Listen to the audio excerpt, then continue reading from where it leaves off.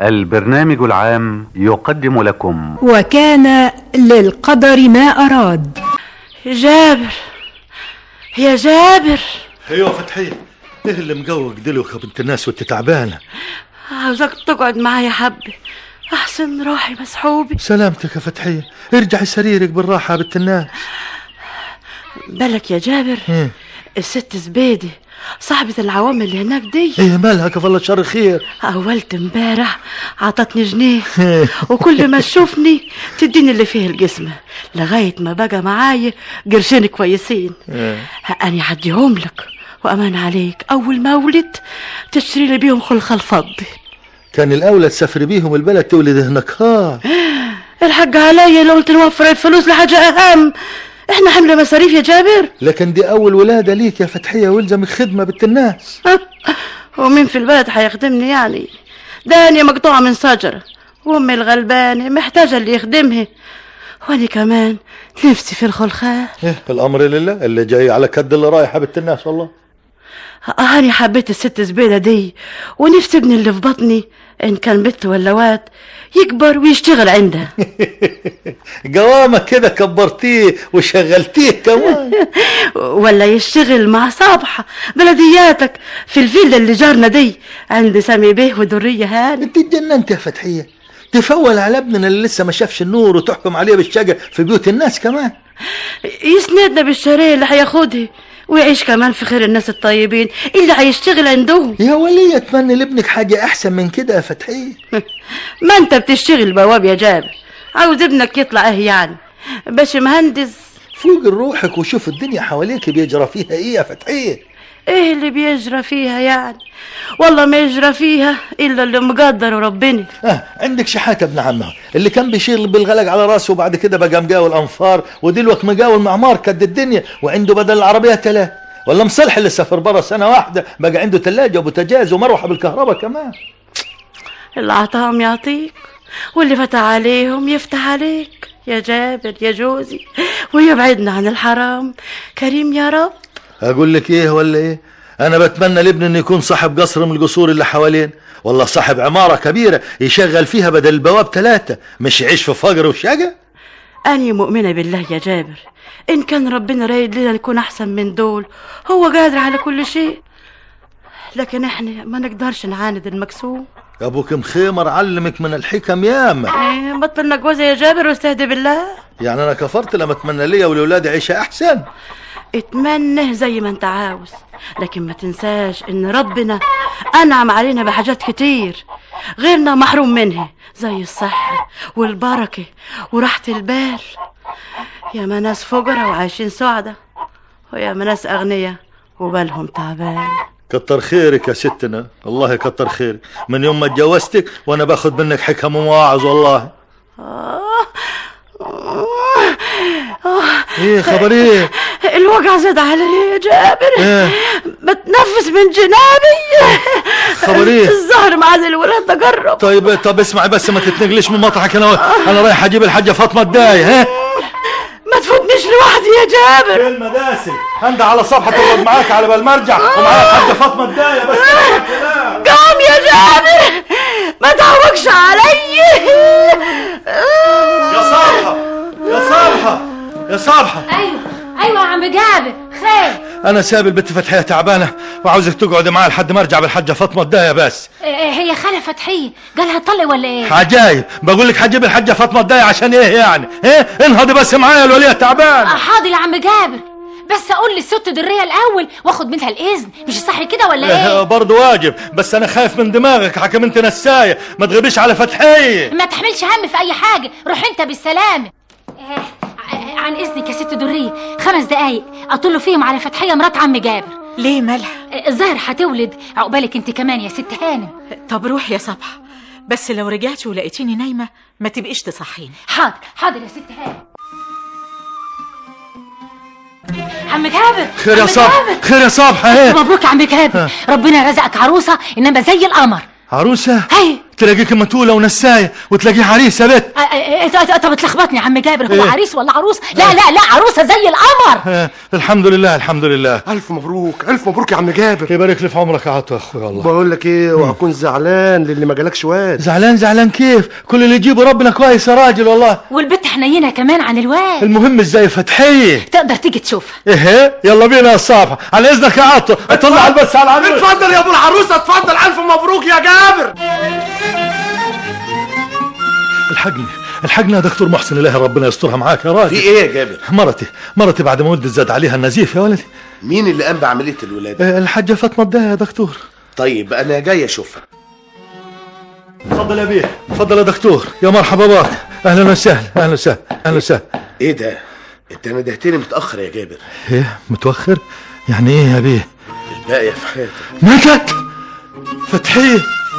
فتحية ماتت يا دكتور محسن.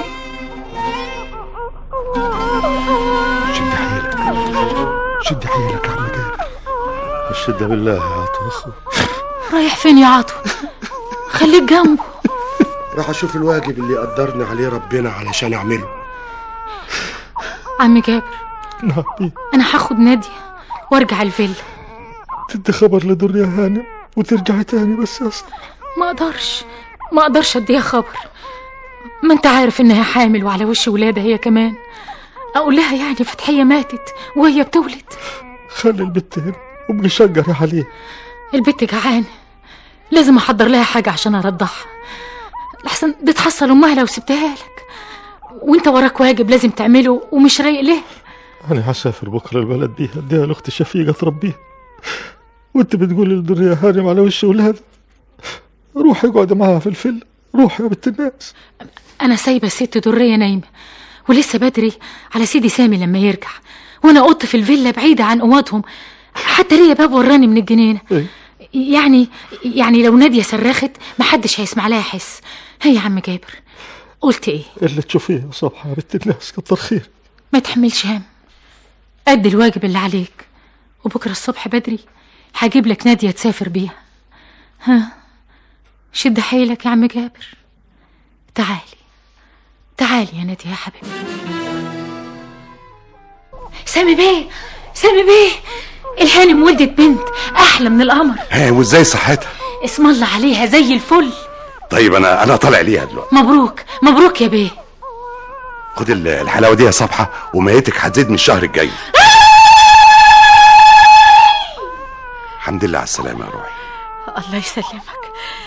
الأول بقى تسلم على سميرة وتبوسها. ضروري أمورة زيك يا حياتي. هي دلوقتي زي ما بيقولوا لحمة حمرا، تشبه تقريبا أي طفل مولود، لكن بقى استنوا عليها كده يومين 3 لما يتعود جلدها على جو الدنيا الجديدة، وانتوا تشوفوا جمال خلقة ربنا بصحيح. ايه ده يا صبحة؟ خضتي سميرة. ده يطمنا انها بتسمع كويس. خلوها تتعود على الأصوات من دلوقتي، لكن بقول ايه، بالراحة شوية. حرارة درية مرتفعة من قبل الولادة، وحالتها ما تسمحش بنقلها للمستشفى، وعلى العموم انا خدت عينة من دمها حلله علشان اعرف سبب ارتفاع الحرارة يا سامي. وانا مستعد لمصاريف نقل المستشفى ليها. تقولش كده يا سامي، احنا بتربطنا صداقة فوق الماديات. كمان الحالة يا سيدي ما هيش بالدرجة دي من الخطورة. طيب اللي ممكن نعمله ايه؟ انا هديها كبسول يخفض الحرارة، تاخد منه كل 8 ساعات، الاكل مسلوق. كمان حاجة تانية مهمة جدا. ايه؟ تعزلوا الطفل عنها عزل تام لغاية ما تظهر نتيجة التحاليل. نعزلها؟ نوديها فين يعني؟ يا سيدي بسيطة قوي. صبحة تاخدها معاها مؤقتا. انا بكرة الصبح بدري هبعت ممرضة متخصصة تشرف على الطفلة والهانم وما كمان. رأيك ايه يا ديدي؟ سميرة هتاخدها صبحة معاها يومين لغاية ما تقومي بالسلامة. ليه عاوز تعمل كده يا سامي؟ لاني خايف بالعربي على الطفلة من ارتفاع الحرارة اللي عندك. بس انتوا بكده بتاخدوا قلبي مني. يا ست دي مصلحة للطفلة نفسها، وهي كمان يعني هتروح فين؟ ما هي في البيت برضه. بكرة الصبح بدري حاجة ومعايا ممرضة متخصصة تشرف عليها وعلى علاجك.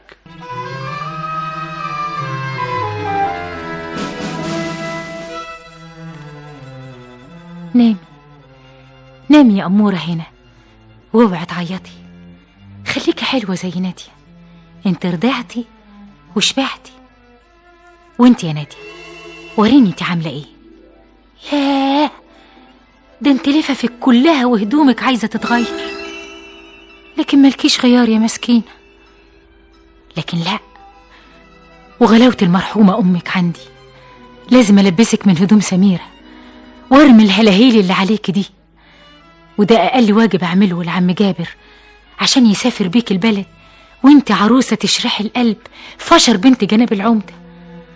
الله، بسم الله ما شاء الله، بقيتي زي القمر.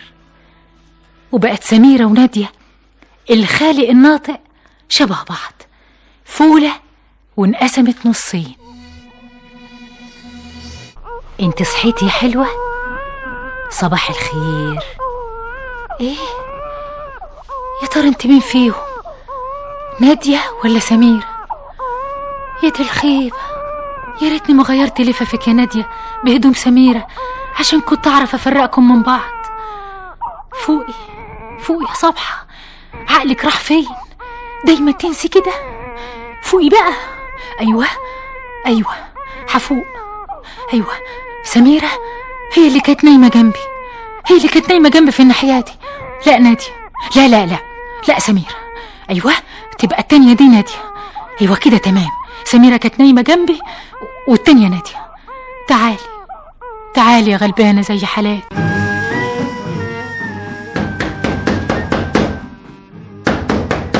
مين؟ افتح يا عم جابر، انا صبحة. صباح الخير يا عم جابر. صباح النور، اهلا وسهلا. انا جبت لك نادية هي بدري عشان تسافر بيها، ولبستها لك كمان هدوم جديدة وزي الفل، ولا بنت جناب العمدة عشان يعرفوا في البلد ان احنا عايشين في مصر مستورين. شكرا يا صبح، انما جبت لها الهدوم دي منين يا بنت الناس؟ الست درية ولدت امبارح بنت وسمتها سميرة، وكانت محضرة لها هدوم ما تتعدش. انا لبست بنتك نادية من هدوم سميرة. اسمع يا عم جابر، انت تتكل على الله بيها، خلينا نكبر في عينين اهل البلد. بس الهدوم دي ده تبقى حرام وانت حرامية صح؟ لا لا، انا مش حرامية ولا حرام يا عم جابر، دي هلاهيل بالنسبة لباقي فساتين سميرة. وبرضه مسيري اقول للهانم ان انا خدت الهدمة دي لبنتك. ايه، اوعى يا صبحة تاني مرة تمد ايدك على حاجة الا لما تاخدي اذن في الاول. لا، ده انا اقطع ايدي لو اتمدت على حاجة من ورا حد، غيرش بس الظروف والهانم مش فايقة عشان اطلب منها حاجة، وانت مسافر البلد يعلم بك ربنا. طيب يا صبحة، لا فين ولا اقول لك نيميها عندك بس لحد ما اغسل وشي والبس هدوم. هي راضعة دلوقتي وشبعانة على الاخر، يعني هتفضل نايمة ساعتين 3، وادي كمان ازازة اهي مليانة كراوية، يمكن تصحى منك في القطر تبقى ترضعها لها عقبال ما توصل البلد. كتر خيرك يا صبحة. لكن قول لي يا عم جابر، انت ناوي تسيبها على طول في البلد تتربى هناك وتطلع فلاحة؟ والله ما انا عارف يا صبحة، على كل حال اللي يعمله ربنا هو اللي يكون يا بنت الناس. أنا بقول يعني لما يبقى سنها 4-5 سنين تبقى تجيبها تقعد معاك هنا. ربنا يعمل اللي فيه الخير.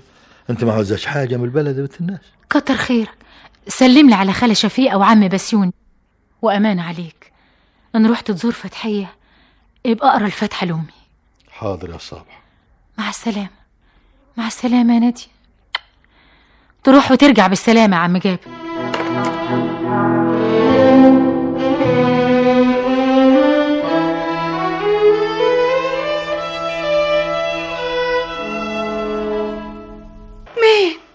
اخويا جابر، يا مرحبا بيك يا جابر. ازاي حالك يا شفيقة يا اختي؟ وازاي حال بسيوني جوزك، مش بخير؟ بخير والحمد لله. ازاي حالك انت وحال فتحية؟ اتفضل يا اخويا اتفضل. وايه ده؟ ايه العيل اللي انت شايله ده؟ دي بنتي، وفتحية اصلها تعيش انت يا اختي. يا لهوي بالي، فتحية ماتت؟ وامتى ده حصل يا جابر؟ امبارح بس وهي بتولد دفنتها وجبت لك بنتها نادية تربيها لحد ما تكبر. البقية في حياتك يا جابر، البقية في حياتك يا اخوي، الدوام لله وحده. تعالي يا نادية، تعالي حبيبتي. بسم الله الرحمن الرحيم. اللهم صل على كامل النور. الله يرحمك يا فتحية، يا زين ما جابت، يا زين ما جابت. جابر يا مرحب، بالحضن يا راجل، بالحضن. يا مرحبا بك يا بسيوني اخوي. فينك يا جابر الغيبة الطويلة دي؟ جابر الله يكون في عونه، مراته ماتت وجاب بنته عادية علشان اربيها له. لا حول ولا قوة إلا بالله. الدوام لله يا جابر. تعال نقعد في القاعة، ده انت جاي من سفر طويل ولك وحشة كبيرة. يلا يا شفيقة حضري لأخوك لقمة أكلها. بدري على الوكل يا شفيقة، تعالوا اقعدوا معانا، بس انت كمان وحشاني والله. ما تشوفش عمرك وحش يا جابر. ازاي حالك يا بسيوني؟ الحال معدن والحمد لله، عايشين على الجراطين الورث ومسطورة والحمد لله. لكن بيني وبينك نظر العزبة اللي جارنا بيني وبينه قضية ومشاحنات هي اللي شغلة بالي. احنا في سيرة قضايا دلوقتي يا بسيوني، ما تسيب الحكاية دي من دماغك. النظر ده رجل ظالم ما يخافش من ربنا، واحنا مبسوطين بالجراتين والحمد لله. على العموم انا حدي لك قرشين يا شفيقة يا اختي لاجل مصاريف نادي، وكل شهر هبعت لك اللي فيه النصيب. عيب الكلام اللي بتقوله ده يا جابر، لكن معلش انا عارفه ان ده كله من جراير كلام بسيوني. وانا قلت ايه؟ اهدوا يا جماعه اهدوا، دنيتي في الاول وملوش دعوه بس كلام بسيوني في الحكايه دي. اقول لك يا شفيقة نتكلم بعدين، وقومي دلوقتي بس حضري لنا لقمه ناكلها بنت الناس. سعدية ادي سميرة هانم لمامتها. تعالي يا روح. بسم الله ما شاء الله يا حبيبتي يا بنتي. ايه ده يا ربي؟ مالك يا دبرية مالك؟ بتعلي ايدين البنت ليه؟ في حاجة؟ انا ما شفتهاش الا مرة واحدة ساعة ما اتولدت، وكنت تعبانة صحيح، انما فاكرة ان في شامة صغيرة في دراعها اليمين مش لاقياها. يا لهوي بالي. شفتي يا روحي طفح جلدي زال بزوال اسبابه. التعليل ده سليم يا دكتور سعيد؟ لا هو ده الاحتمال الوحيد. راحت فين صبحة عشان سمعنا زغروطة؟ احنا لسه هنستنى صبحة؟ سعدية زغرتي الا انت يا سعدية. اهلا يا صبح، كويس انك جيتي عشان تاخدي زيارة اللي جابها لك من البلد. زيارة ايه؟ مالك يا صبح؟ البي ولا الهانم مزعلينك في حاجة؟ لا عمرهم ما زعلوني. امال مالك يا بنت الناس؟ اسمع يا عم جابر، اعمل معروف ما تقولش لحد ان نادية بنتك باتت معايا في الفيلا ليلة ما ولدت الهانم بنتها. ايه يقولك ده صبح وراه كلام تاني؟ يوه يا عم جابر ما تقولش لحد وخلاص. لا حالك ما يطمنش، والاحسن انك تهدي وتقولي لي العبارة كلها اولها واخرها ايه. قال ايه؟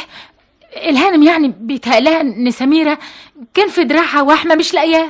يا بي لا تبقى داهية لو البتين اتبدلوا ببعض. يا عم جابر ما تاخدش ببالك من كلام الهانم دي، ما كانتش في وعيها وما شافتش البنت من يوم ما اتولدت. يعني هو تيجي في السبوع وتفتش فيها؟ ده حتى الدكتور قال لها ابصر ايه يعني كده بطح جلدي وخفت منه. جلدي؟ بطح جلدي. والله انت اللي فيك جن في مخك. واطمنت الولية ولا على الكلام ده ولا ايه؟ امال ايه؟ والمسألة راحت لحل الحمد لله. الا انت كنت مالك يعني قلقان كده؟ هم اللي حقهم يقلقوا بصحيح ان كانوا البنتين اتبادلوا. معناته ايه الكلام ده؟ معناه يعني ان بنتهم هي اللي هتشقى بعيشة الفقر والحرمان من الام، انما بنتك هتتهنى في حضن اب غني وام حنينه وكفة ما هتشتهيه هتلاقيه. السعادة بيد الله وحده يا صابحة، وكل واحد اولى بضناه يا بنت الناس. وكل واحد ضناه معاه. وهو انا يعني كنت اتجننت في عقلي عشان ابدل البنتين ولا يعني كنت اتجننت؟ طب ويا بنت الناس لما انت متأكدة كده ايه اللي مخوفك؟ اللي مخوفني ان عقلهم يوسوس كده لو انت اتكلمت ساعتها بقى هيخربوا بيتي وبيتك. اسمع يا عم جابر، انت تسيب الحكايه دي بقى وقول لي ايه اللي انت جايبهولي معاك من البلد. خدي السره دي بعتها لك شفيقة، خدي وقومي من قدامي روحي جو. طيب انا راجعه الفيلا تاني، احسن انا خرجت من غير ما حد يدرى. فوتك بعافيه. ما جبتش الجرايد ليه يا عطو؟ الجرايد اتأخرت النهارده يا صبحة. على العموم سامي بيه خد الجرايد بتاعته وهو معدي، والمجلات شويه كده واجيبها للهانم. خلي عنك، على ايه تتعب؟ امال انا جايه ليه يعني؟ انما تاني مره ما تاخرش حاجه، احسن من ساعه الهانم الصغيره ما جت والشغل كتر عليا وما اقدرش كل شويه انزل. يوه يا سلام يا صبحة، لو ما كنتش تتحمقي كده عليا. السلام عليكم يا عطوة. وعليكم السلام يا عم جابر، اهلا وسهلا. ازيك يا صبحة؟ تسلم يا عم جابر. شكلك كده بيقول يعني انك مسافر البلد. وما سافرش ليه يعني بعد غيبة طويلة؟ انا برضك بترقب الفرص عشان اطل على اللي في البلد كله. وتطمن على دراع البيت؟ لا، لو كان دراع البيت شاغلني كنت سافرت من يوم ما قلتيلي، لكن وقتها انت طمنتيني ان البيت عايشه كويس، اما دلوقتي انت اللي قلقانه. لا لا ابدا، انا هقلق على ايه يعني؟ ماله دراع بنتك يا عم جابر؟ اسال صبحه ماله دراع البيت. ايه ماله دراع البيت يا صبحه؟ وانت مالك؟ انت بتسال ليه؟ هي كانت بنتك؟ الله، طب استني لما تاخد المجلات معاكي. ابقى هاتهم انت. ايه يا عم جابر، مال دراع ناديه بنتك؟ لا يا راجل ما تشغلش بالك، بس اسمع الكلام. همني بس اروح على الحاج قطر، بس يعني يا لا يفوتني يا ولد الناس. مع السلامه يا عم جابر. الله يسلمك يا سيدي. الف سلامه. ارام جمهوريه يا باي، من ميت الامله دي كلها؟ إيه؟ يعني ايه اللي جابك الدوار وبقالك فيه مكتب بعد ما كنت ما تقدرش تهاوب ناحيته؟ وش بنتك الحلو ناديه؟ مال ناديه ومال ده كله؟ اقول لك يا سيدي، من يوم ما هلت علينا الدار والخير كله هل علينا. اول هام كسبت القضيه، قعد ناظر العزبه ينكف معايا يومين، قبضوا عليه وعلى الخولي اللي معاه بتهم طويله، سرقه وتزوير وابصر حاجات كتيره جو. قول بعدوهم عن العزبه وعينوا ناظر جديد، راجل سكره حب يراضيني، قام عيني خولي العزبه. مبروك يا بسيوني. يا مش بقول لك ناديه بنتك هلت وهل الخير معاها. قوم بقى سبقني على الدار لغايه ما اوصل الجنينه البحريه، اشغل الانفار اللي هناك وابقى حصلك. الله يطمنك يا بسيوني وطمنا على دراع البيت. يو ماله دراع ناديه يا جاب؟ بتفتش فيه ليه؟ استني بس يا شفيقه يا بت، استني. خبره يا جاب، دراع البت ماله؟ اتكلم، فزعت. اتكلم اقول ايه يا شفيقه؟ البت دي مش بتي. كلام ايه اللي بتقوله ده؟ هو ده اللي حصل. صبحه بدلت بت ببت الناس اللي شغاله عندهم. قصدها ايه منك ده؟ واللي قال لك الكلام ده مين؟ هي اللي قالته. لبست البتتين هجم زي بعض وبتنكر ان هي بدلتهم، لكن سمعت الهانم بتقول ان بتها في يدها وحم، لقيتها دلوقتي في يد البت دي. الكلام ده ما يدخلش عقلي. صبحة كدابة، ايوه كدابة، وتلقاها بتشغلك عشان تتجوزها. ودي طريقة جواز دي برضه؟ امال ايه؟ البت دي لازم ارجعها لاهلها واجيب بت منيهم. ازاي تدي بنتك للناس وتجيب بنت تانية بدال؟ لانها مش بنتي يا شفيقة، مش بنتي. الكلام ده ولا في الحواديت. جرى ايه في عقلك يا اخويا؟ تلاقيك جاي من السفر تعبان. قوم يا اخويا، قوم ارتاح في المنظرة لحد ما يجي بسيوني نتكلم على رواقه. طب دلوقتي يا بسيوني يا ابن الناس، فرضنا ان صابحة مش كداب، ايه؟ اسيب بنت عند الناس يربوها واخد بدلها بنتهم؟ طب وفرضنا ان الناس دول قالوا ان بنتهم حداهم وانت جاي تتبلى عليهم، تبقى توقع نفسك في حكايه ما انتش قدها؟ اسمع لما اقول لك اخر كلام حدايا يا جابر. انت جبت لي بنتك بعد ما ماتت امها عشان اربيها لك، ما قلتش حاجه. بنت اخويا ما يرعاش حد غيري، خدتها في حضني ورضعتها وحبيتها. تقوم تيجي تاخدها مني بعد ما قلبي اتعلق بيها وتجيب لي غيرها؟ لا، مش هقبلها منك دي. ولا فكرك يعني تشغلني مرضى على الهوانم مصر؟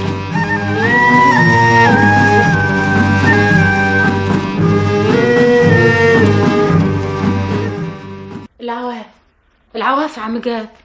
الله يعافيك. الله، ومالك ملوي مني كده ليه؟ تعبان يا صبحة، قولي اللي عندك وخلصيني. الهانم بعتلك الهدمة اللي طلبتها وبتقولك ما تحملش هم كسوة بنتك، هي دايما هتبعتلك فساتين سمير. حط اللي في يدك على الدكة. مالك يا عم جابر؟ مش عوايدك؟ هي حصلت حاجة في البلد؟ حاجة زي ايه يا صبحة؟ يعني البت كويسة؟ بنت كويسة، بس انا اللي تعبان يا ناس، تعبان. عم جابر، انا ماليش في البلد دي غيرك، وانا اللي اشيل همك وادير بالي عليك. قلت لك تعبان يا صبحة، اكسر الشر وبلاش وجع دماغ، غوري فوتي من قدامي. طيب ما زعليش. جمهورية اخبار ايه يا جمهورية؟ انا جهزت لك المجلات يا صبحة وكنت رايح اوديهم الفيلا، خديهم معاكي بقى ما دام انت جيتي. الله، مالك يا صبحة؟ هات المجلات وخليك في حالك، بلاش وجع دماغ. الله، دي ماشية زعلانة، مالها يا صبحة يا عم جابر؟ تاخذنيش يا عم عطوة، أنا تعبان، أنا مانيش رايق لصبحة ولا لغير صبحة. بقول إيه يا جابر؟ أفندم يا ممدوح بيه، ممكن تشوف لي بنت سنها في حدود 10 سنين تشتغل عندي؟ ربنا يسهل يا بيه، بس حضرتك تصبر علينا لغايه ما اسافر البلد بس يعني. انت ليك على ما اظن بنت في البلد مش كده؟ تمام يا بيه، انما سنها صغير على الشغل. هي فوق ال5 سنين مش كده برضه؟ تمام يا بيه. احنا مش هنشغلها حاجه ما تقدرش عليها، كل المساله تقضي الحاجه للهانم وتونسها بدل ما هي قاعده لوحدها. الست هانم ست طيبه ربنا يعوض عليها، انما البت يا بيه ما تمتش ال6 سنين لساها، وانا مخليها عند اختي مش راضي اجيبها تساعدني لغايه ما تكبر شويه. الله جرى يا جابر، هو عند اختك احسن من عندي؟ العفو يا بيه، انما زي ما تقول يعني صعبان عليا البت تشتغل في السن ده. يا راجل اصغر منها بيشتغل وهي هتتربى في بيت برضه. والله يعني انا مكشوف من حضرتك يا سعاده البيه، انما يعني خلاص يا جابر، خد الفلوس وسافر. انا قلت لك انها هتونس الهانم مش اكتر من كده. يا ترى ايه اللي مكتوب لك يا صبحة انت وعم جابر بسبب البلوى اللي جابها معاه من البلد دي؟ شعري يا سميرة، يا سميرة سيبي شعري. ايه يا صبحة في ايه؟ الهانم الصغيرة ما سابتش شعري الا لما طلعته في ايدها. ليه كده يا سميرة؟ ايه ده؟ وكمان بتتحمي في صبحة وبتستخبي وراها؟ معلش يا ست هانم، هي دايما تهزر معايا بالشكل ده. يا سلام على رقة قلبك يا صبحة، انا مش عارفة اعمل ايه في دلوعة الكل دي. اقولك شوفي الباروكة السوداء اللي على التسريح، ان كانت تعجبك خديها بدل شعرك اللي قطعته سمسمة. انا البس باروكة؟ ده كان عم جابر يذبحني، ولا يمكن تعجبه. بقول ايه، مفيش معاها فستان قديم يعني؟ هبقى اشوف لك كمان فستان، بس بقى يلا روحي هاتي لسميرة الفستان الزيتي او النبيتي، لاني خارجة وهاخدها معايا. حاضر يا ستي يا كريمة انتي.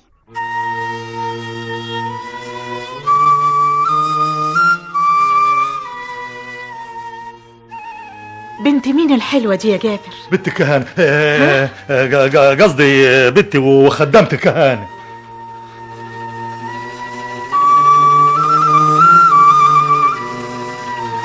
قد محبة حب على قد الست كناتي. لا دي عادة سيئة ما تعودش بنتك عليها يا جابر. انتي اسمك نادية يا حلوة؟ ايوه اسمي نادية. يا ربي انا زي اللي سمعت الصوت ده قبل كده، وكمان ملامحك. انا شفتك فين قبل كده يا حلوة؟ انا كنت عند امي شفيقة. بتقول ايه بنتك يا جابر؟ لا اصل اسم الله على مقام ستي، اختي اللي في البلد اسمها شفيقة، هي اللي مرضعاها.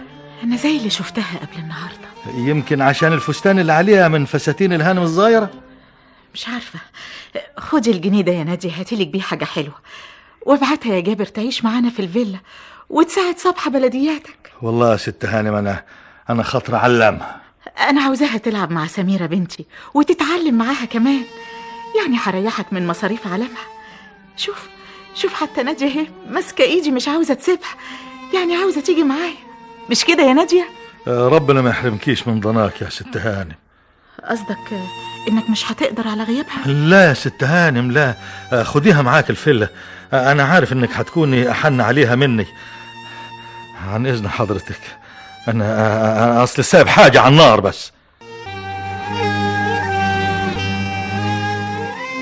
زي ما بقولك كده يا سامي، البنت دي صورة مصغرة من المرحومة ماما، عينيها الخالق الناطق، ملامحها كلها، حتى صوتها. معقول اللي بتقوليه ده يا ديدي؟ يخلق من الشبه 40. أنا نفسي كنت محتارة لما حسيت بمشاعري كلها بتتجه ليها وكأنها مش غريبة عني، لغاية ما افتكرت إنها تشبه ماما. سبحان الله. وجابر بقى قالك إيه لما قلتيله وجيبها الفيلا؟ قال إنه عاوز يعلمها، قلت له إنها هتتعلم مع سميرة وتلعب كمان معاها. والله أنا ما عنديش مانع، قال له سميرة تلاقي حد من سنها يسليها. انتوا بتتكلموا عن النونو اللي قال أبي سعيد إنه هيجيبها بدلي؟ انت لسه فاكرة اللي قاله أبي سعيد يا عفريتة انت؟ لا يا روحي لا، احنا مش عاوزين نونو غيرك أبدا. يا ست هانم، عم جابر وبنته قاعدين في الانتريه مستنين حضرتك. اهو جابها يا سامي، ايه رأيك تنزل معايا تشوفها وتحكم بنفسك؟ أشوف حماتي الصغيرة؟ وماله، ما أنا كنت بحبها، الله يرحمها. أنا رايحة أشوفها قبلكم. قدمي لهم شاي أو أي حاجة وإحنا نازلين بعد شوية يا صبحة. حاضر يا ست هانم. مين البنت دي؟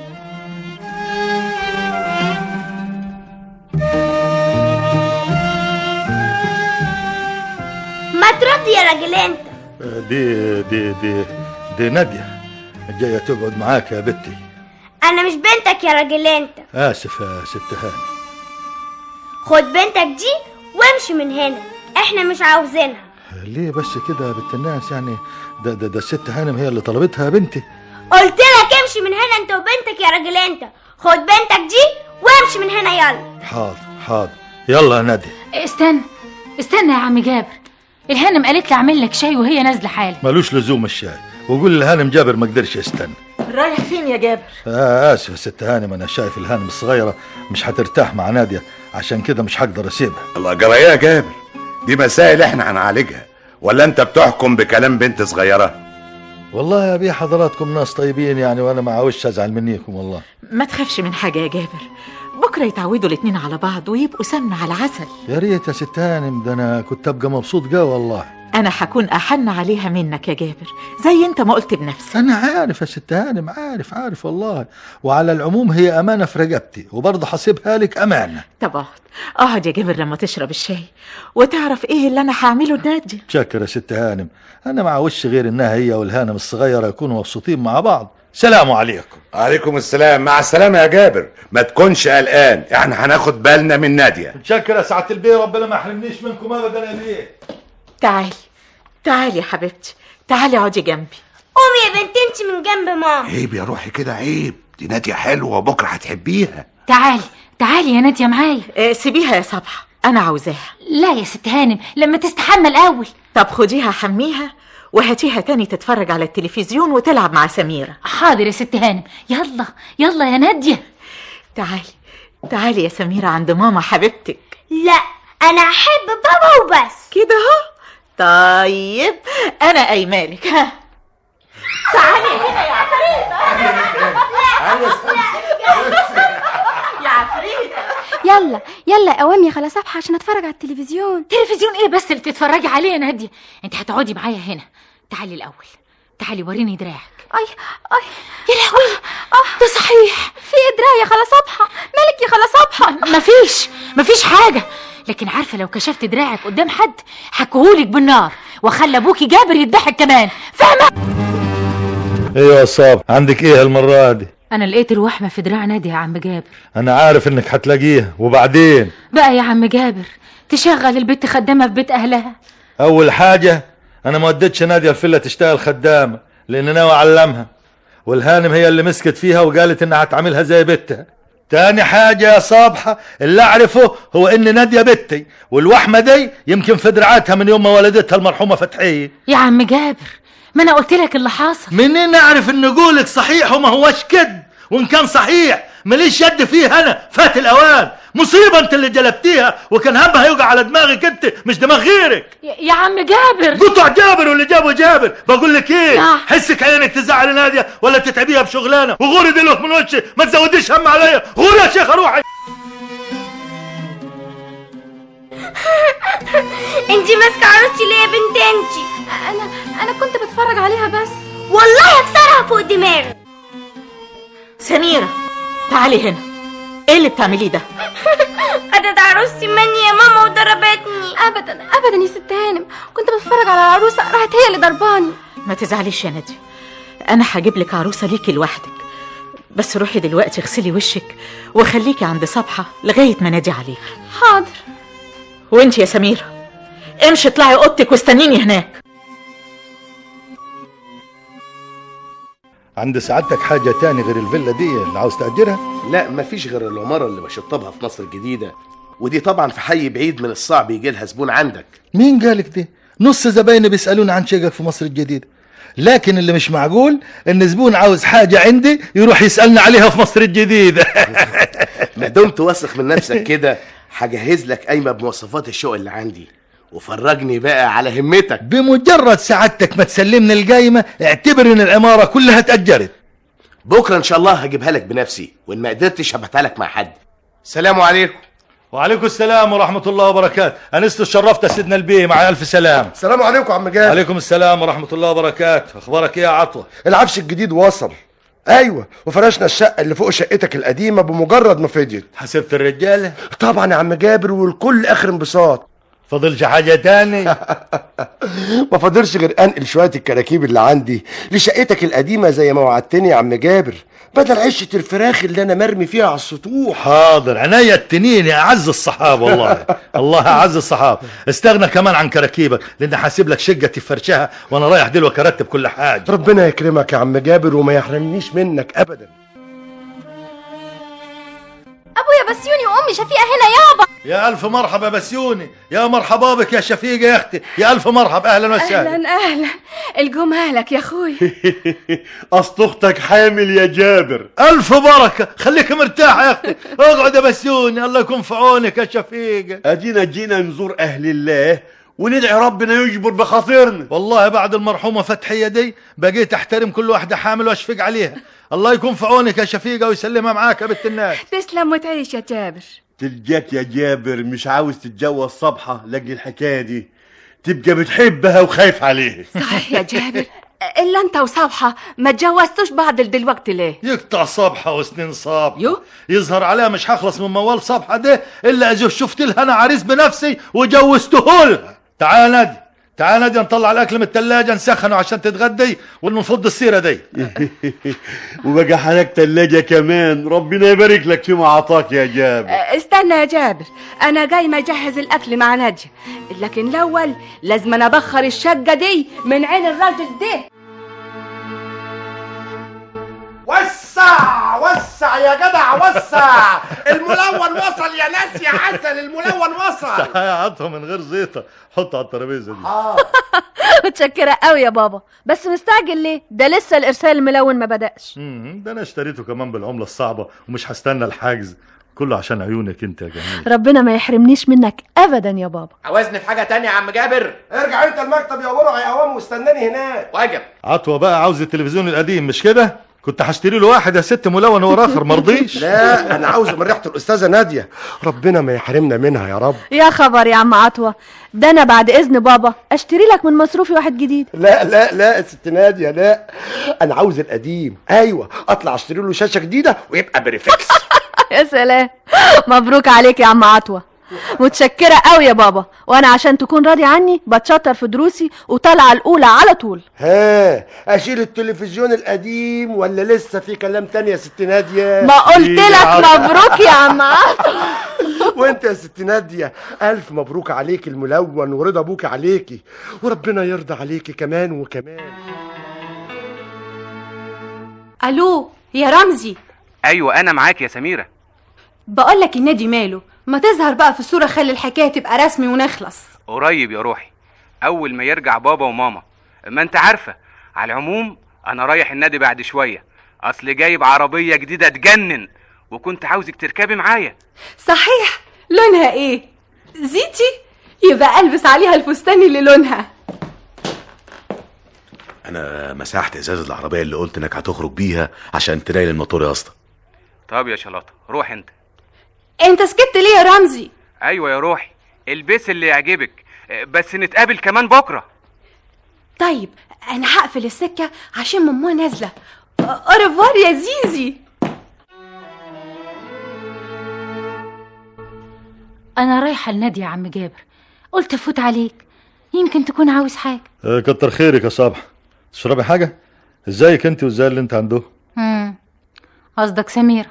وقصدي كمان سامي بيه ودرية هاني. ليه امتى هتخبي يا عم جابر؟ اخبي ايه بس؟ انا مش فاهم.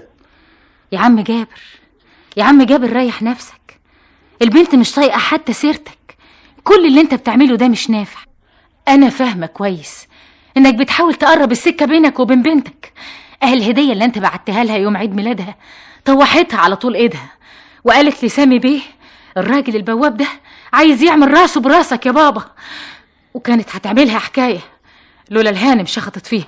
طيب يا صبح، طيب خلاص، كانت غلطة وعدت. هي على العموم عيلة وما تعرفش حاجة ولا ليها يد ولا ذنب جنته. يعني انا اللي كان ليا ذنب لما مال بختي كده؟ خلاص يا ستي، ما عدتش اسألك تاني في حاجة واقصري بقى الكلام. اديني اسرع لما اشوف اخرة المتامة ايه. هنقعد عاملين زي الحرامية لامتى يا رمزي؟ بابا وماما بعتولي انهم جايين بعد يومين، يعني احنا في طريقنا للنهاية السعيدة يا روحي. طيب فيها ايه لو اتعرفت على بابا وماما الاول؟ تعال اعرفك على ماما دلوقتي. يا حبيبتي كل حاجه في اوانها. بابا مع انه سفير دايما يقول لي رمزي يا ابني انا عايز اجوزك زي المرحوم بابا ما جوزني، مش زي جوازات اليومين دول. انت عايز يزعل مني؟ طيب روح الناحيه التانيه بقى لاني ناوي اغلبك. نتفق الاول على ميعاد بكره. قلت لك في التليفون اني جايه، يلا روح بقى. هي ضربه قاس واحده اخلص بيها والسرف معايا.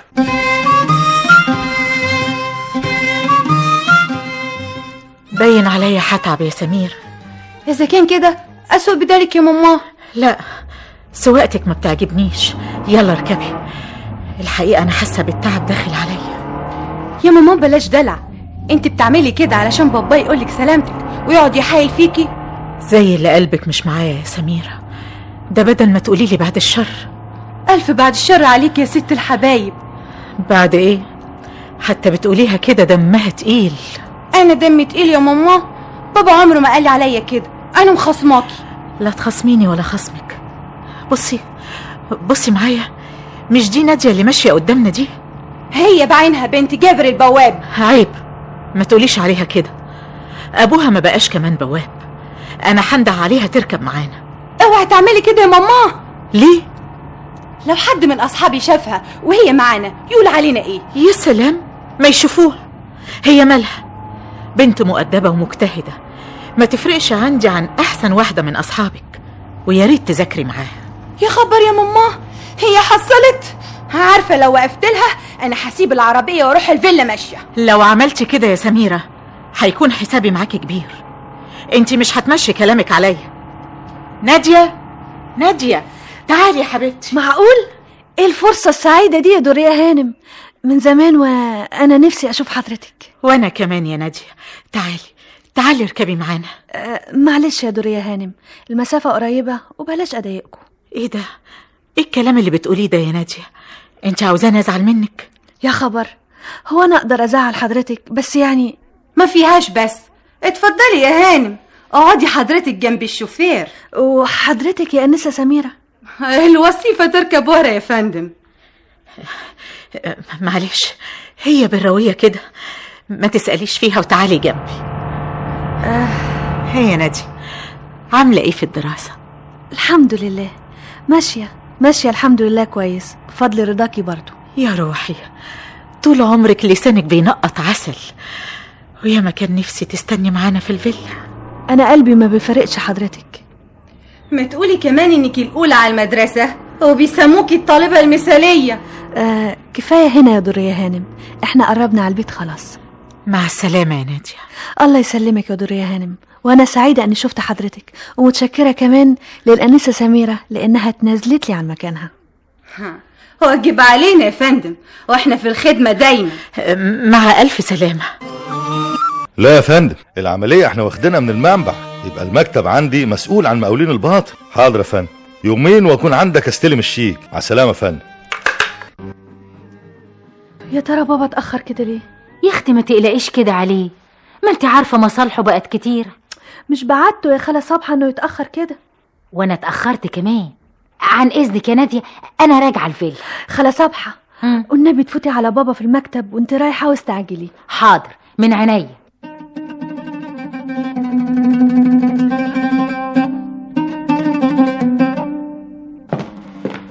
قفل على نفسك ليه يا عم جابر وقاعد لوحدك؟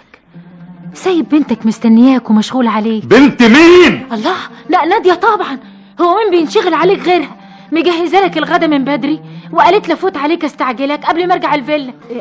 فوتك بعافيه يا عم جابر احسن انا اتاخرت. استنى يا صبح، استنى انا ايوه يا عم جابر، خير ان شاء الله. اقعدي الاول عشان نعرف نتكلم. خير اللهم اجعله خير.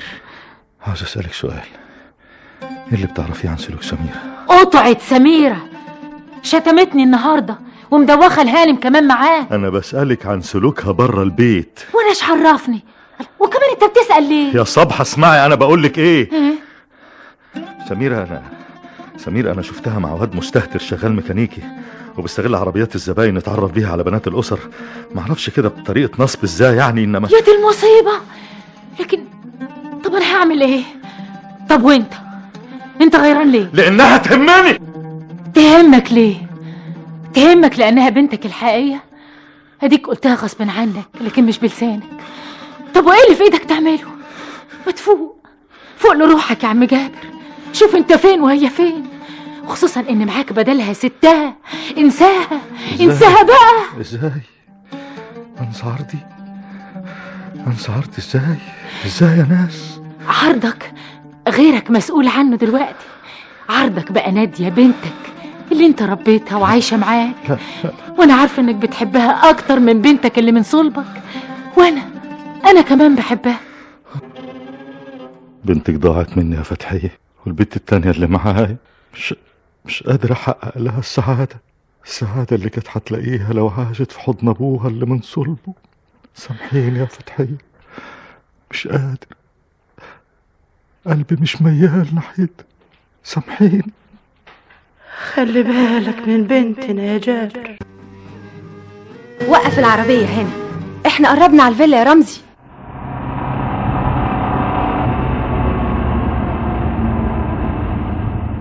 برضه يكون احسن. اياك تتأخر عن الحفلة. انا اقدر اتأخر عنك في حاجة يا روحي، بس كنت بقول انهم لو شافوك الاول يبقى احسن. مفيش كلام من ده، الحفلة فرصتها انسب واسمه عيد ميلادي. ولا انت خايف احسن ما عجبهمش؟ ودي معقولة برضه يا روحي؟ يعني بقول مثلا يبقى احسن لهم ياكلوا جاتوه بدل ما يشربوا قهوة سادة. أرفوار، انا مش هطفي الشمع قبل ما تيجوا. انت نايمة دلوقتي يا روحي؟ مفيش حاجة يا سامي، سميرة راحت عند زيزي، قلت ارتاح شوية لحد ما ترجع. مالك زي اللي قلقان عليا؟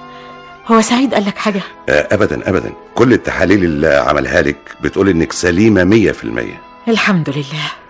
امال ايه اللي شغلك كده؟ انت اللي بالك مشغول يا حبيبتي بحاجة تعبت حالتك النفسية، وعاوز اعرف ايه هي. انا مقصر من ناحيتك في حاجة ولا في حاجة تانية مضايقاكي؟ ابدا يا سامي ابدا، انا ما فياش حاجة من اللي انت بتقوله ده، بالعكس انا حياتي كلها سعادة والحمد لله. امال الالام اللي بتحسي بيها دي سببها ايه؟ وانا اعرف منين؟ هو انا دكتور؟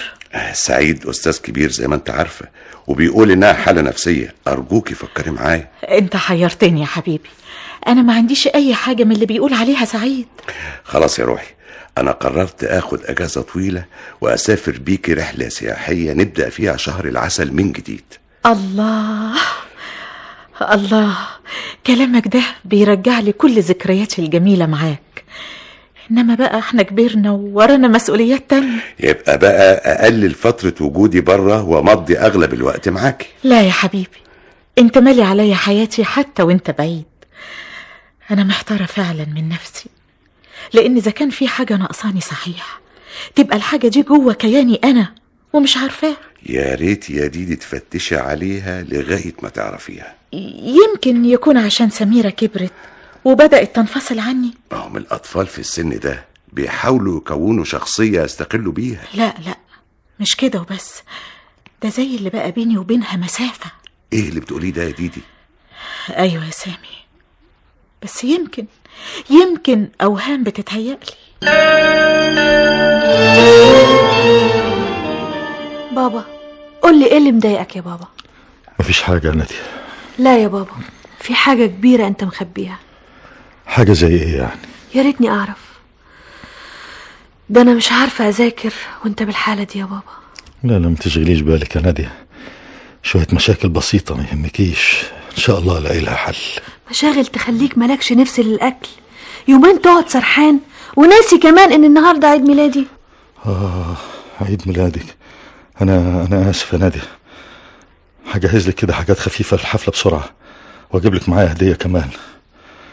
حقك يا نادية انك تفرحي بعيد ميلادك يا بنتي من غير ما يشغل بالك هم مالكيش يد فيه. يا بابا انا افرح بصحيح لما اشوفك قصادي مبسوط وراضي عني ومفيش حاجة مضايقاك. قد كده يهمك رضايا يا نادية؟ طبعا يا بابا، انا ليا مين في الدنيا غيرك؟ ده انت كمان كنت بدل ام اللي اتحرمت منها وانا طفلة لسه بترضع. بابا مالك يا بابا؟ لا ابدا، زي ما تكون حاجة دخلت في عيني كده. اقوم بس اخش الأوضة اجيب منديل كده ولا.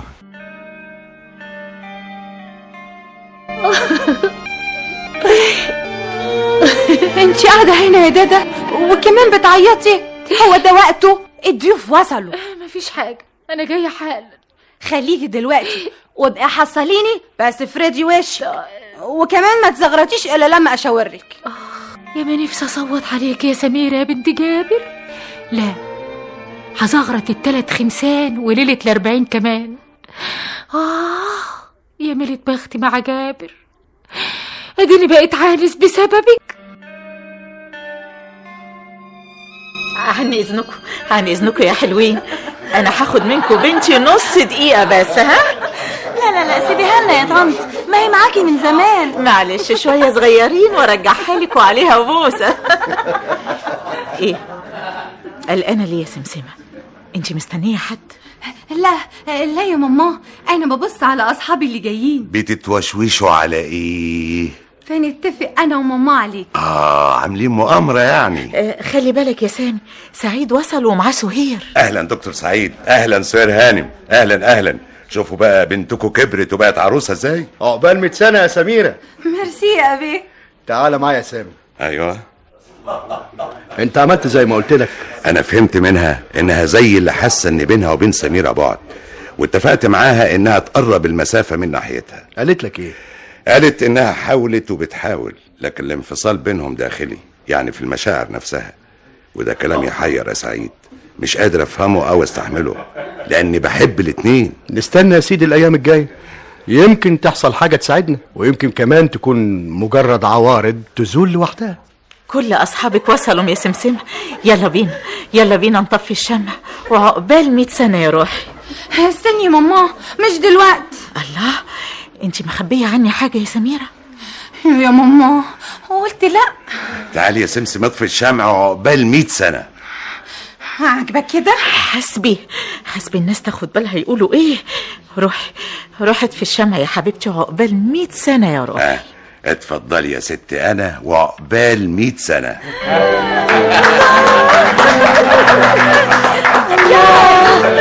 ايه الانسير الجميل ده ينفع شبكة العروسة. ميرسي يا بابا. ايه امال ماما فين؟ حاضر يا سامي، انا جايه. اتفضلي يا روحي وعقبال 100 سنة.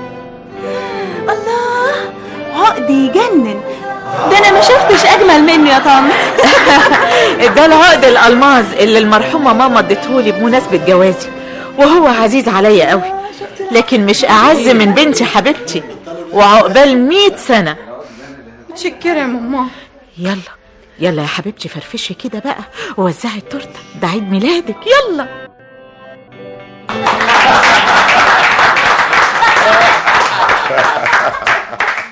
الحفلة كانت ظريفة. الله، سميرة راحت فين؟ طلعت اوضتها. تعالي نشوف مالها. روح لها لوحدك، انا تعبانه وعاوزه انام.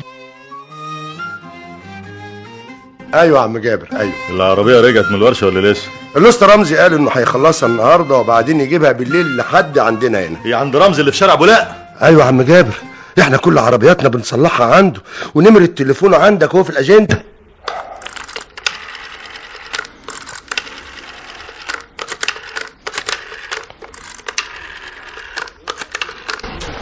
الو، مين بيتكلم؟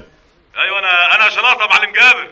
اهلا عمنا، والله عرفتك من صوتك. خلي رمزي يكلمني. هادي انت.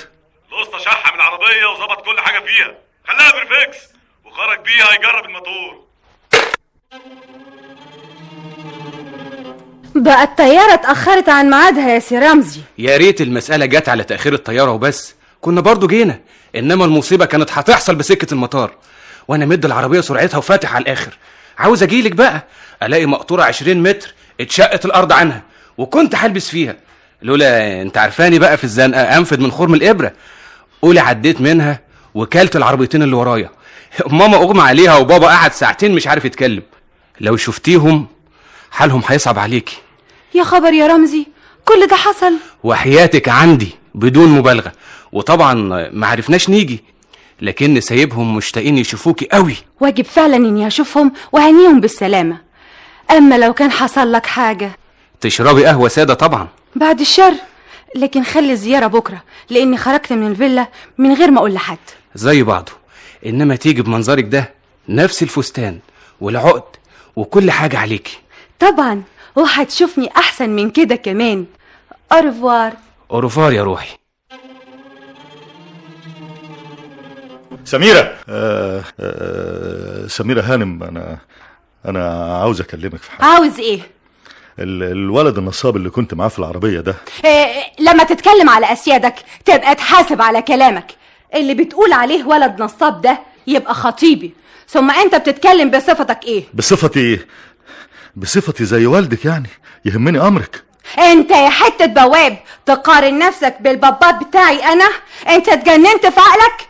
ابعد عن سكتي وخليك مؤدب مع اسيادك. يا ست هانم، خليني اكلمك بصفتي خدامك جابر البواب، انما لازم تسمعيني. الشاب اللي جاي مع حضرتك ده واد ميكانيكي وانا عارفه، بيلعب على بنات الاسر الكريمه. ده ابني سفير وكل يوم بيجيني بعربيه جديده. منين واحد تافه زيك يعرفه؟ يا هانم ده جايبك في العربيه بتاعتي انا. انت لازم تقابلني دلوقتي حالا يا رمزي وتفهمني حكايه الراجل ده ايه. قبل ما اجيلك هكون وديته في 60 داهيه. انا ضربته قلم مش هينساه بقيه حياته، ولو زودها كان بابا هو اللي وداه في 60 داهيه. وتضربيه ليه بس يا روحي؟ مش يمكن بيشبه عليا وعلى عربيته؟ ايه الكلام اللي بتقوله ده يا رمزي؟ حتى لو كان بيشبه عليا مالوش يشبهني بواحد ميكانيكي وانا لازم احاسبه، لكنه اذا اعتذر يبقى كفايه اشتمه وتبقى انت ضربتيه وانا شتمته والمساله تروح لحالها، علشان نروق لبعض بقى يا حياتي. لا يا رمزي، الراجل ده لازم يقف عند حده. زي ما انت عاوزه يا روحي، بس ما تزعليش نفسك. انا رايح اوضبه حالا، واسبقيني انت على الكافيتيريا، ولما اجيلك هقول لك انا عملت فيه ايه. بس رتبي نفسك اننا نروح المشوار اللي اتفقنا عليه. وسع من سكتي يلا يا شلاطه. انا محسوب المعلم جابر ومرضاش بزعل يا رجاله. ايه الهيصه دي؟ هو رفار دلوقتي يا روحي، انا هودي الراجل ده في داهيه. بقول لك وسع. باين انا اللي رحت في داهيه. وسع يا شلاطه بقول لك وسع. المعلم جابر عاوزك تيجي بالعربيه بتاعته تجربها قدامه يا اسطى رمزي عشان يقول لك على العيوب اللي فيها يا اسطى. اذا كان على العربيه خدوها، ومش عاوز اجرتي لغايه ما يجربها بنفسه. هو عاوزك انت قبل العربيه. قلت ايه يا عم عطوه؟ يا عم عطوه انا طلعت بالعربيه اجربها ولين الموتور، ركبت واحده توصيله يعني كده ما فيهاش حاجه. دي رمزي احسن لك توفر كلامك للمعلم وتيجي معايا بالذوق. شوف يا عم عطوه، انا لا يهمني منك ولا من المعلم جابر. كده هو يا اسطى رمزي؟ ماشي اسحبوها رجاله. الحقني يا عم شلاطه. يلا استنى يا رجاله. ايوه الله يخليك يا عم شلاطه. خلاص يا رجاله. بقول ايه يا اسطى؟ نعم. لا احسن تروح معاهم بالذوق. اقعد يا رامز، اقعد كده واهدى واسمع. ده احنا بقينا لوحدنا، كان ده مش مكفيك عشان تهدى؟ اخلي برا يعمل لك قهوه ولا يعمل لك شاي ولا تشرب ايه شوقك؟ انا قاعد اهو اسمع لك، بس خلصني انا ورايا شغل في الورشه وكمان عندي مواعيد. ايوه هي دي المواعيد بقى، مواعيد من اياها. يا معلم انت تسالني عن عربيتك وبس، انما خصوصياتي ما تاخذنيش يعني، ما حدش ليه دعوه بيها. الكلام ده لو كانت خصوصياتك دي لوحدك يعني ما يكونش فيها عدم المؤاخذه يعني خصوصيات ناس تانيين. مش فاهم. افهمك. خصوصياتك تبقى انت وعيلتك، انما بنات الناس اذا حبيت تلعب بيها يبقى انت اللي بتتعدى على خصوصيات غيرك. واذا كنت يا ابن الناس بتغير على خصوصياتك غيرك كمان بيغير على خصوصياته. انا ما قربتش على خصوصياتك يا معلم. يا بني ادم افهمني وما تتعبنيش معاك. ما دمت انت ما ترضاش حد يلعب على امك او اختك او مراتك يبقى ما تديش لنفسك الحق انك تلعب على بنات الناس. يا معلم انت عارفني، انا شاب مقطوع ومن حقي ان اتمتع بشبابي. فيها ايه لما بنت واحد مليونير تحبني ولا اي واحدة تانية واشوف نفسي معاها؟ ايه اللي يزعلك انت؟ اسمع بقول لك ايه، انا فكرت في البداية ان احرك فيك ضميرك ونخوة الرجالة، لكن باين عليك يعني. ايه يا معلم ايه اللي زيك ما يجيش الا يعني. سيبونا يا عم جابر، سيبونا ما توسخش ايدك، سيبونا. تبعد ياد عن الحي ده، ما تهوبش نواحيه، فاهم كيف؟ ابعد عن البلد كلها بس يسيبونا اروح. خدوه يا عطوه يغسل وشه وشوف له كمان حاجة تانية يلبسها غير اللي عليه وبعدين سيبوه يروح. كتر خيرك يا معلم. اخر حاجة تسمعها مني، انا كنت باعت لك الرجالة دول عشان يجيبوك، بس انما قسما عظما ان رجعت تاني تلعب بديلك لخلص عليك انا وبيدي. مش راجع تاني، مش راجع. انا ايه اللي يرجعني؟ اقول لك ايه بس يا روحي، انا كنت جاي اقابلك لولا اني اتخرشمت في السكه. ايه يا رامز، الراجل جابر ضربك؟ ضربني؟ هو يقدر يضربني؟ هو يقدر يفتح عينيه فيا؟ ده انا اللي شبعت فيه شتيمه واقلام، وهو يقول السماح يا سعاده البيه حقك عليا انا غلطان، وياما ترجاني لغايه ما سبته. امال ايه اللي حصل؟ ابدا، ركبت العربيه باستعجال عشان اجيلك، حصل اللي حصل. عملت حادثه ولا ايه؟ ايوه يا روحي، وجابوا لي الاسعاف وكنت هروح فيها، وعشان كده مش هقدر اقابلك. يعني ايه يا رمزي؟ مش هتقدمني لبابا وماما يعني؟ هقدمك ليهم طبعا يا حبيبتي، انما لما تخف الخراشيم اللي في وشي. اسمع يا رمزي، الراجل ده بيقول عليك ميكانيكي ونصاب، وعارف ان كان كلامه ده صحيح انا هعمل فيك ايه؟ انت بتقولي ايه يا سميره؟ ان ما كنتيش مصدقاني قابليني في نفس الميعاد وانت تشوفي بنفسك، وهقدمك لبابا وماما كمان. بالطريقه دي فعلا هصدقك. حاضر يا حياتي، وانت من ناحيتك تكوني جاهزه من مجاميعه، نفس العقد اللي كنت لابساه وكل مجوهراتك، عشان بابا وماما يعرفوا مركز العيله. اهو كده الكلام. اوروفار يا روحي، لازم اتصرف قبل ما اروح في داهيه. مفيش غير اني اضرب ضربتي واسيب البلد باللي فيها، ما دامت مصره تيجي برجليها. اسمع يا شلاطه، امر يا معلم. اوصل للمعلم حسنين وقول له اني موافق ابيع الورشه بالمبلغ اللي قال عليه، وقول له كمان ان هاخد بنص الثمن بضاعه منه، بس يجهز الفلوس ويقابلني بعد ساعه. ايه تبيع الورشه؟ الورشه اللي بتاكل منها عيش يا اسطى؟ انت مالك يا اخي؟ وكنت فين بسلامتك لما جرجروني قدامك وكنت هروح فيها؟ اسمع يا اسطى، انا اخدم شغلي بعناية، انا مساعدك على المسخره؟ لا يفتح الله. وكمان انت بعد اللي جرالك لا اتعصت ولا رجعت عن اللي انت فيه. انت بتقول ايه؟ انا بقول يا روح ما بعدك روح، وهصفي حالي ومالي واسيب البلد وهديك المكافأة بتاعتك. عايز ايه تاني؟ الله الغني، الله الغني عن اياتها حاجه تيجي من ناحيتك ولا من تجاره المخدرات بتاعتك. السلام عليكم. ايه بتقول ايه يا شلاطه؟ يعني الواد رمزي ما حرمش وناوي برضه يلعب بديله؟ زي ما بقول لك كده، ده باع الورشه وعايز بعد ما يعمل عملته يهرب. يا نهار اسود، ده لو عم جابر عارف كده هيروح فيه في داهيه، والواد ده هلفوت وما يستاهلش. طيب والعمل ايه يا عم عطوه؟ انت بتقول لي انه هيستلم نص الثمن بضاعه من المعلم حسنين؟ تمام كده. يبقى انا بقى اللي هتصرف معاه. مكانك يا رمزي، ما تتحركش. يا نهار اسود، المباحث ايه اللي في الشنطه اللي معاك دي؟ اللي فيها مش بتاعي. مش بتاعي حضره الضابط. يبقى اقول كده في النيابه. يلا جروح على الاسم. السافل كان بيخدعني طول الوقت. في ايه يا سمسمه؟ ايه اللي حصل؟ مفيش حاجه حصل. مالكم اتخضيتوا كده ليه؟ امال ايه الصوت اللي سمعناه ده؟ دي ازازه البرفان وقعت انكسر. تقومي تعيطي يا حبيبتي، دموعك اغلى من البرفان يا روحي، مش كده؟ خدت الشر وراحت. متشكره قوي يا بابا على هديه عيد ميلادي. على ايه يا ناديه؟ ده انا اللي اسف اللي اخرتها عن ميعادها. اللي جه في ميعاده وسعيده بيه اكتر من الهديه انك قاعد قصادي ومبسوط. هم ونزاح يا ناديه والحمد لله، وربنا يسترها معاكي، فيكي شر طريقك ولاد الناس. هقول لك ايه؟ هقول لك خبر يبسطك اكتر واكتر. خير يا بابا؟ الفيلا اللي اشتريتها وكنت ناوي ابيعها بسعر اكبر، قررت ان قبل ما كانها عماره أأمن بيها مستقبلك زي سميره واحسن. انا مش عاوزه اكون لا زيها ولا احسن منها، ده لاني ما عنديش احساس باني اقل منها او من غيرها. الحقيقه اللي اكدها لك انك احسن منها فعلا. متشكره يا بابا، وانا قايمه بقى اعمل لك الشاي عشان الكلمه الحلوه.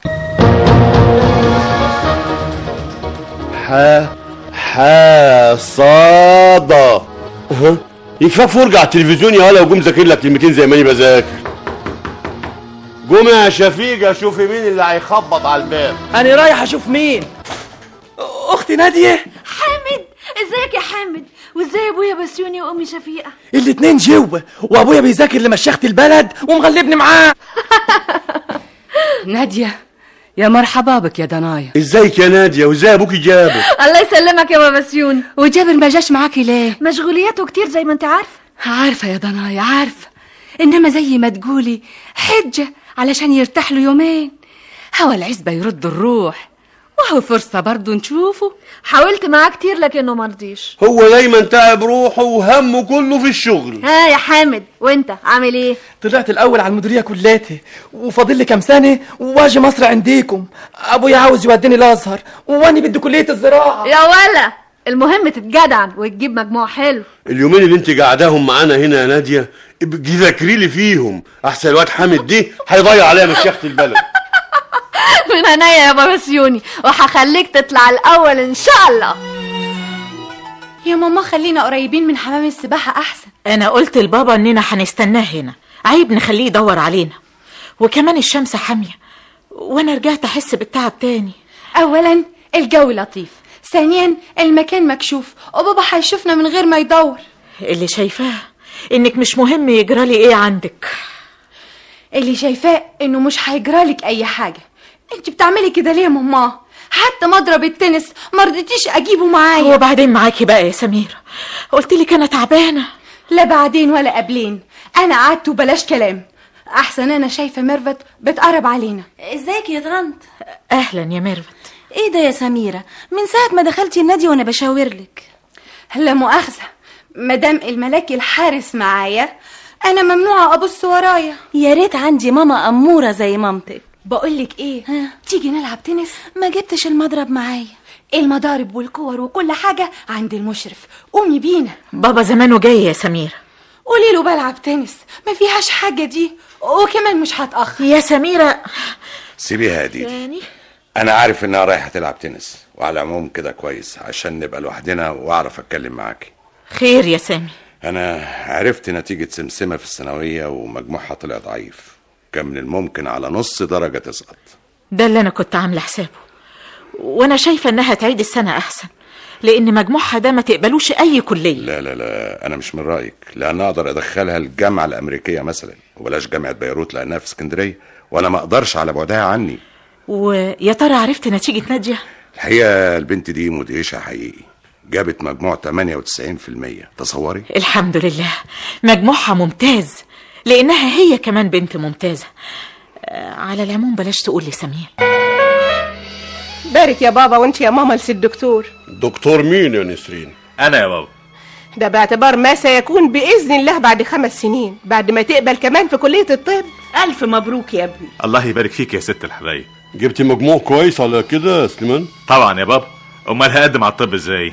مجموع كويس بعد ما عاد الثانوية مرتين عشان يدخل الكلية اللي نفسه فيها. امال انت عملتي ايه يا نسرين؟ مجموعي مش بطال، انما اعمل ايه العريس الهنا اللي عاوز له ست بيت تربي ولاده وتخلي بالها من البيت وبس. انت هتبقي زوجة دبلوماسي له مستقبل يا نسرين، يعني ست بيت وسيدة مجتمع.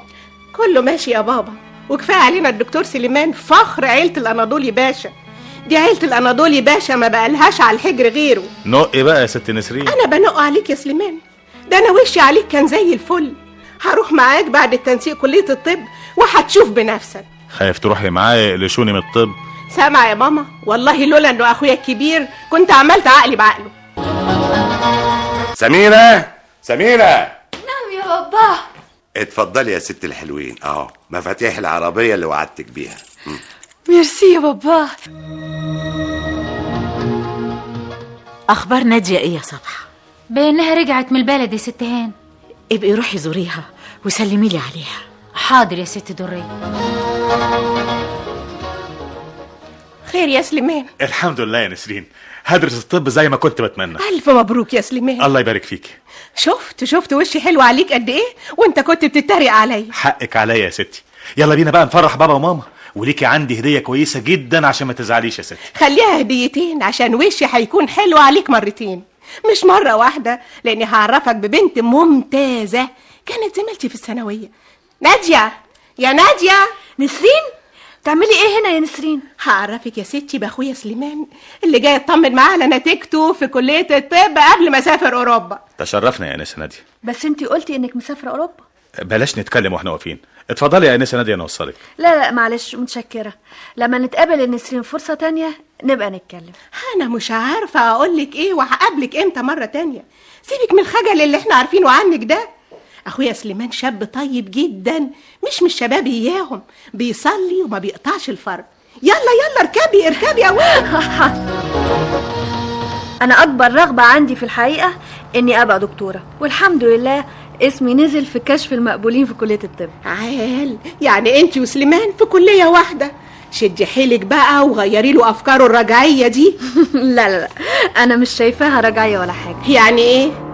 يعني وظيفة ست البيت عظيمة، لكن التعليم شيء عظيم كمان، يبقى كل ظرف له حكمه. طب الكلام ده ولا فلسفة؟ يعني كل واحد حر في الطريق اللي يختاره، مادام متأكد انه هو اللي يناسبه. وانا شايفة انه بلاش يبص في اتجاهين عشان يخلي باله من الاشارات، احسن ياخد مخالفة. الكلام ليكي يا جارة، بص قدامك يا استاذ وبلاش تبحلق في المراية. يا نسرين ده انا ما قد ايه يا نادية، عقلك كبير وقلبك كمان. يا ما كنت زمان بتقولي لنا كلام كنا بنقعد نسمعه زي التلامذة الصغيرين. ايه رأيك يا استاذ؟ قبل ما يقول رأيه في كلامك المبالغ فيه يتكرم يقف، لاننا وصلنا بالسلامة. مع السلامة يا نادية، واشوف وشك بخير يا حبيبتي. انا هطمن على اخبارك من سليمان، واكتبي لي وحياتك. ان شاء الله. مع السلامة. ايه رأيك في الدكتور صفوات؟ محاضر ممتاز، اسلوبه في الشرح سهل، وتقدر تقول انه السهل الممتنع. ده رأيي برضه، انا معجب بيه زيك تمام. اتفضلي اركبي معايا العربية هناك اهي. لا شكرا يا سليمان. ايه اتفضلي اركبي اوصلك. عربيتك دي صغيرة عليا، انا رايحة اركب عربيتي الواسعة. الحقيقة يا نادية انا مش ميال للفخفخة، وكفاية عليا عربية 4 راكب. مفيش شك ان عربيتك انت صالون طبعا. اكبر من كده بكتير، يعني تقدر تقول انها تساع اكتر من 80 راكب. مش معقول يا نادية تركبي اتوبيس وعربيتي موجودة. انا مستعد اوصلك في الروحة والجاية كأنك اختي نسرين تمام. متأسفة يا سليمان، انا متمسكة بعربيتي الكبيرة. معنى كده انك مش واثقة من اخلاقي؟ ابدا يا سليمان، المسألة مش كده بالمرة. امال ايه؟ انا واثقة من اخلاقي واخلاقك، واختك نسرين من اعز صديقاتي، وكمان انا معتزة بزمالتك، لكن ارجو بدون ما تزعل انها ما تتعداش باب الكلية. طب افهم ليه؟ اذا كنا واثقين من اخلاقنا فاحنا مش واثقين من اخلاق الناس. يعني ايه؟ احنا في بداية الدراسة وقدامنا مشوار طويل، وما اقدرش ابدا ابدأ مشواري بكلام وحديد. مالنا احنا بكلام الناس وحدتهم؟ طريقة واحدة تمنعهم من الكلام، اننا ما نديهمش من البداية فرصة عشان يتكلموا، وانت هتقدر اللي بقوله اذا كنت بتعتبرني صحيح زي نسرين اختك. اللي تشوفيها نادية، لكن مش معنى كده انك تبعدي عني. لا طبعا لا، احنا زملاء وهنشوف بعض كتير في المدرج، وممكن برضو نقعد جنب بعض ولو بطريق الصدفة يعني. ممكن، انما دلوقتي عن اذنك عشان الحق لي مكان. انا خارج يا نادية. ايه ده يا بابا؟ احنا مش قلنا انك تستريح النهاردة؟ هو ده كلام؟ انا مش هستريح الا اذا خلصت العمارة دي. يا بابا عشان خاطري ارحم نفسك وبص لصحتك، والعمارة تخلص على مهلها. معلش يا نادية، الاسمنت شح من السوق تاني ولازم بسرعة ادبر نفسي قبل الشغل ما يتعطل. طيب الاكل جهز، وما تعملش زي الايام اللي فاتت واقعد افطر معايا قبل ما تخرج. لو قعدت مش هلحق اعمل حاجة، ورايا لف كتير يا نادية. مش كده يا بابا. معلش يا نادية، عشان خاطري. معلش انا هاكل كده لقمة في السكة يعني. اهلا اهلا يا عم جابر، اهلا، شرفت ونورت. الشغل عامل ايه يا عاطف؟ ماشي على العال، بس الاسمنت قرب يشطب. انا طول النهار بلف عشان ودايخ اخر دوخه اهو. طب والعمل يا عم جابر؟ اذا ما قدرتش اعمل حاجه من هنا لاخر النهار اروح لسامي بيه اترجاه مره تانية يدينا كارت. لكن انت باين عليك التعب قوي يا عم جابر. سيبك من التعب اللي انا فيه، تعال نشوف الشغل تم فيه ايه. ما بلاش تطلع السقاله يا عم جابر. عم جابر يا ساتر يا رب، الحقونا يا ناس، الحقونا يا رجاله.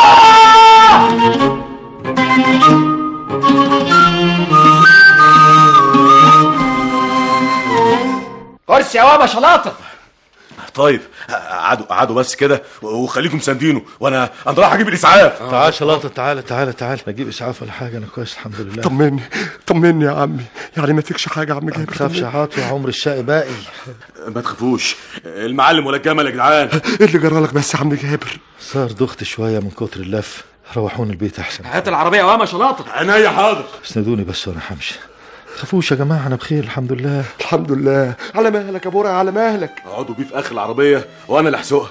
تعرف تسوق كويس يا شلاطه. الله، انا اللي كنت بجرش العربيات لما كنت شغال مع الواد رمزي يا معلم. يعني المعروف الوحيد اللي عمله فيا قبل ما يقبضوا عليه انه علمني السواقه. الف سلامه عليك يا عم جابر، الف سلامه، يا ريتني انا فداك. الله يخليك يا عاطف، كتر خيرك، ربنا يسلمك اخويا. يا لهوي يا لهوي يا عم جابر، يا خرابي، يا خراب بيتك يا صبحة. جرالك ايه يا صبحة؟ بتصرخي ليه؟ عم جابر يا ست هانم، ماله البواب بتاعي؟ شايف العمال شايلينه زي القتيل، مش عارفة جراله ايه. تقومي تصرخي كده زي المجنونة؟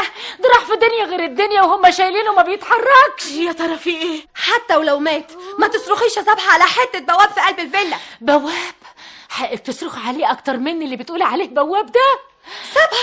سبحة اتجننت في قلها يا ماما. اسكت يا سميرة، جابر راجل طيب وبلديات ده صبحة كمان. بلدياتي وعيلتي وكل ناسي. يا عيني عليك يا عم جابر، يا ترى ايه اللي جرالك؟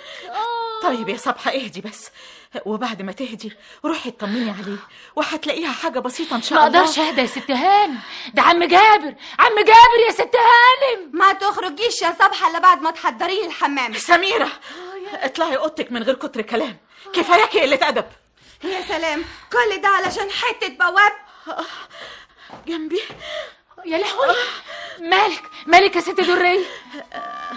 انا بخير يا صبحة، بس جنبي وجعني شوية. الف سلامة عليك يا ست هانم. هكلم سامي بيه في التليفون. لا مفيش داعي، يمكن اروق بعد شوية. خير يا دكتور، طمني. اطمني خالص، ردود بسيطة ومفيش أي كسور. الحمد لله الحمد لله. لكنه في غيبوبة يا دكتور، وحرارته كمان عالية. ده نتيجة انهيار عصبي كانت ليه مقدمات قبل الحادث، يعني تقدر تقول إنها ما كانتش حادثة لأنه وقع بسبب إرهاق نفسي وبدني. هو دايما كده، ما كانش يدي لنفسه راحة أبدا أبدا. وادي النتيجة، أصبح محتاج لعناية مركزة. سامحيني يا فتحية، كان قصدي بنتنا تعيش معانا هنا، تلبس حرير في حرير، لكن حكم ربنا غلب. صحيح يا فتحية، السعادة ما هياش بفقر أو غنى. بابا قوم يا بابا، ميعاد الدواء بتاعك. الهانم بنت الحسب والنسب تخدم جابر البواب، كان حقك انت يا جابر اللي تخدمها. يا حبيبي يا بابا، ايه الكلام ده؟ الحمى عاملة فيك ايه؟ ده انا بنتك الوحيدة وملياش في الدنيا غيرك.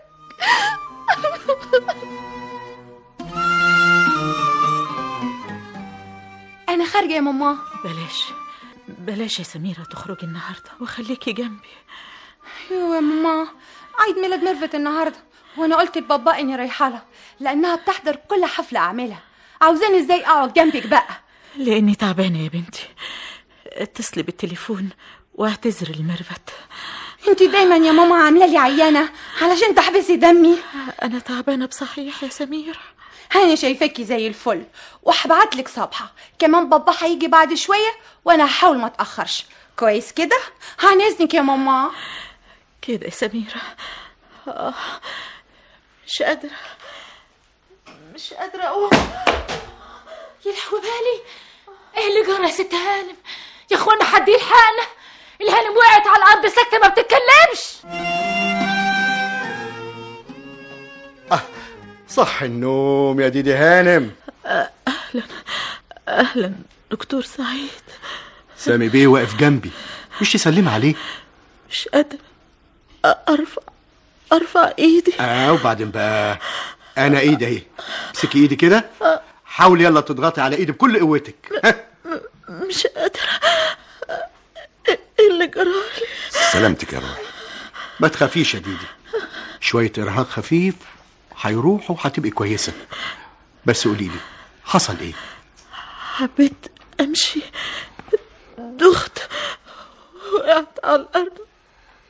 سعدية، اديها دلوقتي حقنة نوتروبيل وبعد كده 3 مرات في اليوم. درية هانم، ما حد زعلك؟ لا ما حد زعلني. لاحظ يا دكتور سعيد انها بصت بطرف عينها اللي مفتحاها لبنتها. انا ملاحظ كل حاجة، بس اسكت انت، ما تتكلميش دلوقتي. ايه ده يا بابا؟ انت خارج ولا راجع من بره؟ استني عليا بس قبل ما تعملي لي محضر تحقيق. قولي لي القبلة ازاي درية هانم؟ كويسة وبتسلم على حضرتك. بس هم دول الكلمتين اللي حصلوا؟ ده انت قعدت عندها نص نهار بحالك. كانت فرحانة بيا قوي، وما رضيتش ان الممرضة تقدم لها الاكل، اكلتها بايدي. كان بيتهيألك ايه؟ ولا حاجة، الله يرحمها ماما بقى. ايه يا بابا، انا كل ما اجيب لك سيرة ماما تزعل؟ عاوزني ما اجيبش سيرتها خالص، ولا بتعمل كده عشان ما اسالكش انت لابس ورايح على فين؟ مش رايح مطرح يا نادية، ده انا لسه راجع من المكتب. يعني خرجت فعلا؟ ده صح يا بابا، وانت لسه تحت العلاج. انت يلزمك فترة نقاهة معقولة، وكمان تنظم وقت للراحة. مش بالطريقة اللي كنت ماشي عليها قبل كده. حاضر يا ست أنا. أي أوامر تانية يا ست الدكتورة؟ وكمان عاوزاك تبتسم وتخليك كده مبسوط على طول. حاجة واحدة بترد عني الهم كله. ايه هي يا بابا؟ إن أشوفك سعيدة وبتخافي عليا. يا حبيبي يا بابا، ده انت عندي بالدنيا كلها. بس لو اطمن كمان على مين يا بابا؟ لا مفيش حاجة يا نادي. شفت؟ اديك رجعت تكشر تاني. أنا قصدي على العمارة، عاوز أخلص منها بسرعة. العمارة تخلص على مهلها، المهم صحتك يا بابا. لا يا نادية، أنا عاوز أجهز شقة واسعة ننتقل فيها بدل الشقة دي، وشقة تانية أجهزها لك عيادة بمعدات حديثة لما تتخرجي، وأجهز كمان شقة للظروف. يبقى ناوي تتجوز يا بابا؟ لا أنا خلاص، ده عشانك انتي والشاب الأمور اللي قلبي حاسس إنك اتعرفت عليه في الكلية. قصدك سليمان؟ هو بعينه. قومي بينا بقى نتغدى واحكي لي عنه كل حاجة واحنا بناكل. هو أولا أخو واحدة صاحبتي، وهو كمان زميل مؤدب، والعلاقة بينا أساسها الاحترام. أيوة مفهوم، بس قولي لي كل حاجة عن عيلته وعن كل الكلام اللي بينكم، يعني ما تخبيش عنا أي حاجة. انت فينا بديع؟ الصبح وانا بدور عليه. انا دايما يا اخ تلاقيني في المكان المناسب وفي الوقت المناسب. جبت لي التذكرة؟ صبرك عليا شوية، مش عيني عينك كده. ما انت عارف انك اتأخرت عليا يومين، دماغي هتطير مني. قول لي الاول، مين البنت اللي قاعدة مع ميرفت هناك دي؟ دي سميرة بنت سامي بيه المليونير. بقى هي دي سميرة بنت سامي بيه رجل الاعمال المعروف. ده انت تستاهل على كده هدية. خد، صحيح النوع غالي لكن انا هديهولك بنفس الثمن. خد بقى، هي دي الدلوعة بنت سامي بيه. الظاهر ان انا وقعت على كنز. انتي جاية تفرفشي يا سميرة ولا تنكدي عليا؟ قومي بقى بينا نقعد مع الشلة. انا مخنوقة يا ميرفت، دي تاني حفلة احضرها وماما عيان، وبرضه نفسيتي تعبانة، مش طايقة اروح المستشفى ولا اقعد في الفيلا، تلاقيني مزعزعة زي التايهة بالظبط. لا، دي حالة انعدام وزن انا مش قدها. عن اذنك انا رايحة للشلة، ولما تروقي ابقي تعالي. رايحة فين يا ميرفت هانم؟ مش تقدميني لصاحبتك الاول ولا اقولك بالسلامة؟ انتي دي حفلة تعارف وانا ممكن اقدم لها نفسي. انا بديع الزمان، وحضرتك سميرة بنت سامي بيه الاقتصاد المعروف، مش تمام كده؟ ايوه، لكن بديع الزمان دي غريبة شوية. فعلا الشلة هي اللي مسمياني كده، والحقيقة انا اسمي بديع الارناؤوطي. بابا الله يرحمه كان شخصية معروفة في عالم المال، وتلاقيه برضو كان صديق لوالدك. خلاص اتعرفنا، ممكن تأجل باقي اللي عندك لوقت تاني لاني مش رايقة. ما هو ده السبب اللي جابني ليكي، لاني مش مصدق من ساعة ما شفتك انك سميرة هانم اللي مشهورة عنها المرح، وانا هنا صديق للجميع، ما اقدرش اشوفك مهمومة. يا ترى ايه اللي شاغل بالك؟ ولا حاجة. مش معقول، قلتلك انا صديق الجميع. اريحك يا صديق الجميع، مومو تعبانة وانا عندي شوية صداع، ممكن تريحني زي ما انا ريحتك بقى وتسيبني لوحدي؟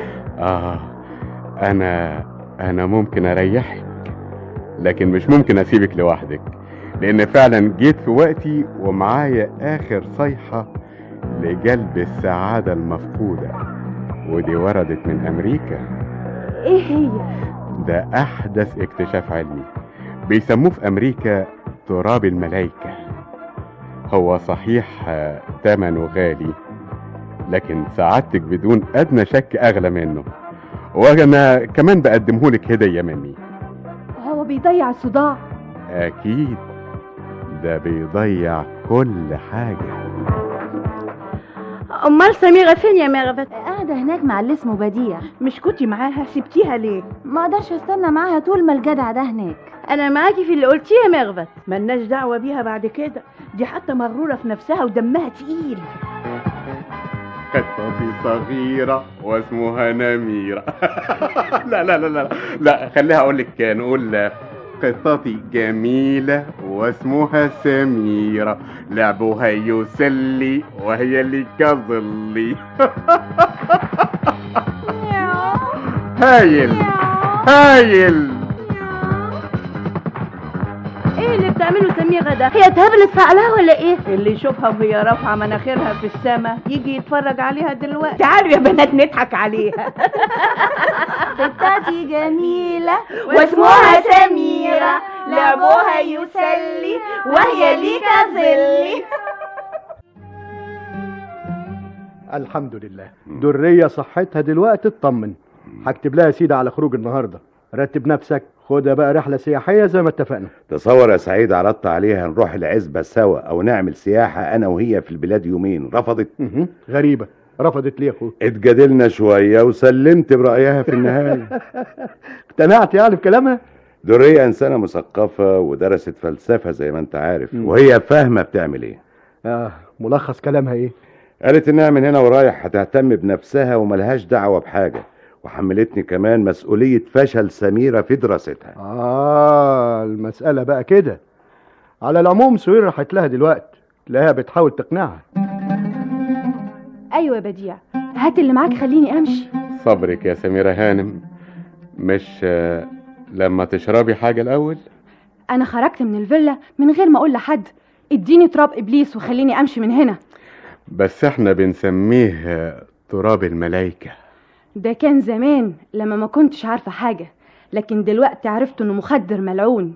لكن للأسف بعد ما فات الوقت وضاع مني كتير. طب وطي صوتك، وطي صوتك يا سميرة هانم لحد يسمعك. خلصني، ما عنديش وقت. وانا كمان ما بلاقيهوش بالسهل يا هانم، وتمنه كل مدى ما بيغلى. انا ما كنتش بعرف اودي مصروفي الكبير فين، قلت البابا زودهولي شوية وهو برضو مش مكفيني. والله يا هانم انا قلت على اللي فيها. يعني ايه؟ يعني اتصرفي وانا تحت امرك، وان ما امكنش كده يبقى عشان العشرة في طريقة تانية. ايه هي؟ توزعي معانا وتاخدي اللي يلزمك. دي شغلانة اللي زيك. بقولك ايه، بدون اهانات ولا كلام زيادة، هتعملي ايه؟ هتصرف وانا تحت امرك. ألف مبروك يا بنتي، ده أسعد يوم في حياتي. المهم عندي يا بابا بعد درجة الامتياز ومرتبة الشرف إن الدكتور صفوت أستاذ الجراحة العظيم متمسك بيا ورشحني معيدة في قسمه، وكمان مساعدة لي في المستشفى. وأنا والحمد لله شطبت العمارة، فاضل أجهز لك العيادة زي ما وعدتك. رضاك عني وحده كفاية يا بابا. وانا بقى الحزينة اللي جت تفرح ما لقتلهاش مطرح. ليه بتقولي كده يا خالة صبحة؟ ده مكانك في الفرح ولا أم العروسة. والنبي لو كنت اتجوزت وخلفت بنت حلوة زي كده ما كانتش الدنيا تسعني، ولا كانت هتبقى أعز عندي منك. إنما الكلام بقى غسيل القلب. انت قلبك اتغسل 100 نوبة، لكن لسه مبقع افتكرته نضف يا صبحة. نضف وبقى أبيض من البفتة بعد نجاح نادي يا عم جابر. ربنا يبارك لك. أنا داخلة بعد إذنك أجهز الشربات عشان أسقي العمارة كلها.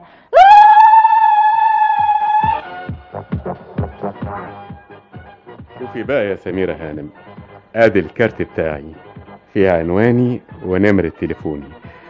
لما تعوزيني تطلبيني فيه، ولما تطلبيني عشان الدواء لازم الروشتة تكون جاهزة معاكي. الصرف من غير الروشتة مش جايز.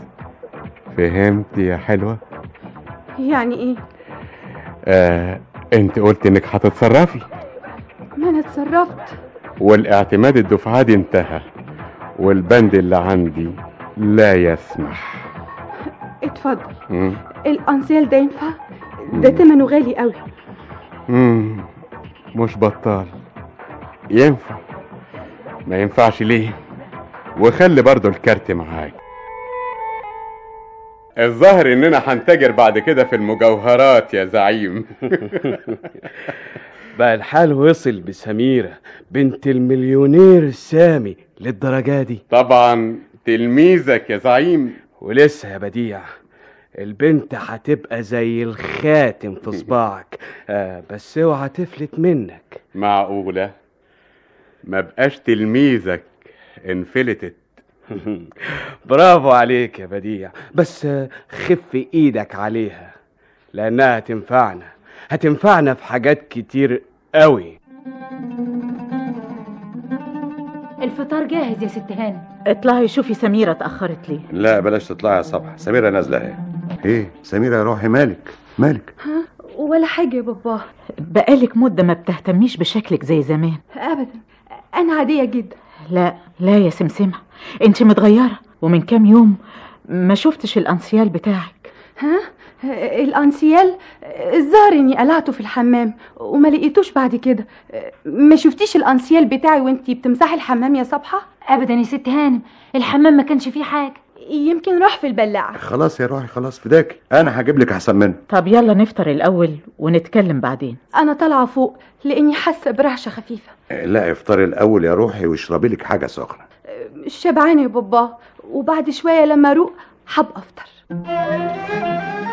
يوم المنى يا سليمان يا ابني، يوم ما نفرح بيك، لكن للأسف انت ما احسنتش الاختيار، واحنا اخترنا لك عروسة من عيلة كبيرة تناسبنا. مع احترامي لرغبة حضرتك انت وماما، انا اخترت انسانة اختبرت اخلاقها طول مدة الدراسة، وانا طالب بس فرصة تعرفوا عليها، واثق انكم في النهاية هتلاقوني احسنت الاختيار. مهما كانت يا ابني، شوف اصلها ايه. ماله اصلها يا ماما؟ ابوها راجل عصامي شريف ومقاول له قيمته، وهي ممتازة مع مرتبة الشرف في درجتها العلمية وفي اخلاقها كمان. انا ما قدرتش احصلها وجبت درجة جيد جدا، بس لولا انشغالك بيها كنت سبقتها. ايه رأيك يا بابا انها هي اللي دفعتني للنجاح، ويمكن لولاها ما كنتش وصلت حتى لدرجة جيد، وكمان انا بحبها. عشان كده صوت قلبك غالب على تفكيرك، ومش بتسمع صوت العقل بيقول ايه، واحنا مش سامعين غير صوت العقل، وما نقدرش نوافقك على اللي انت بتقوله. حتى لو كنت بسمع صوت قلبي يا بابا، انا اعجابي باخلاق نادية اكبر من اعجابي بجمالها. يا ابني ده ابوها كان اصله بواب. انت ناسي انك حفيد الاناضولي باشا، وانا ما اقدرش ادخل العيله بواب كان بيمسح السلم يا ابني. يا بابا الدنيا اتطورت ومواتين الناس باخلاقهم الكريمه، ما يعيبهمش ابدا انهم ابتدوا من الصفر، وانا متاكد ان جدي الاول الاناضولي باشا برضه ابتدى من الصفر، واحنا بنتباهى بيه لانه كان راجل عظيم كون نفسه وعمل مننا عيله كبيره. بلاش كلام فارغ يا سليمان، انت هتعمل جدك الكبير زي حته بواب. لا مؤاخذه يا ماما، اصل المساله مع انك ابننا الوحيد لكن ما نقدرش نتبهدل علشانك. انا متاسف يا بابا لاني متمسك برايي، وده طبعا ما يقللش من احترامي لرايك وراي ماما. يبقى انت حر، لكني مش هقدر امشي معاك خطوه واحده في المهزله دي. يعني ايه يا بابا؟ يعني هنتبرأ منك اذا اصريت على رايك.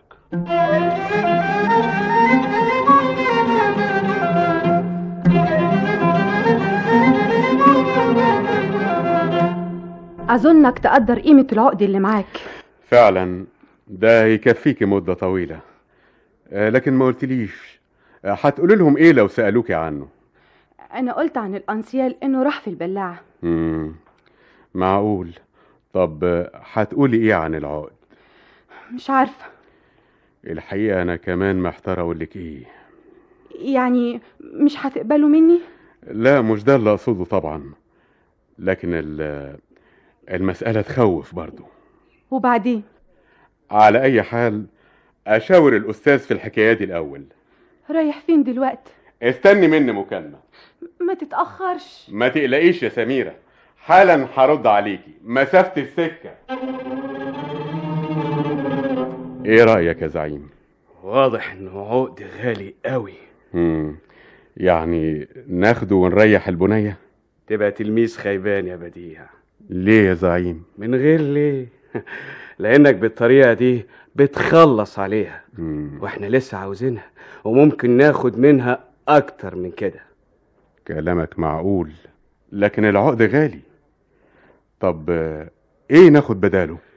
مجوهرات الهانم الكبيرة يا هبل. قصدك ايه؟ فكرك نقدر نجيب رجل الهانم الكبيرة زي بنتها؟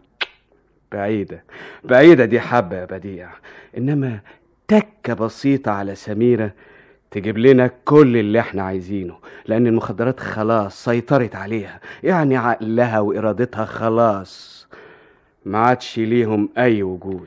ده شيء انا عارفه يا زعيم. يبقى لازم ترجع العقد علشان ما ينكشفش امرها ونفوز بالغنيمة الكبيرة، ولسه اللي جاي اكتر. يا سلام على عقلك الكبير يا زعيم، انا رايح لها حالا، احسن زمانها قاعدة على نار.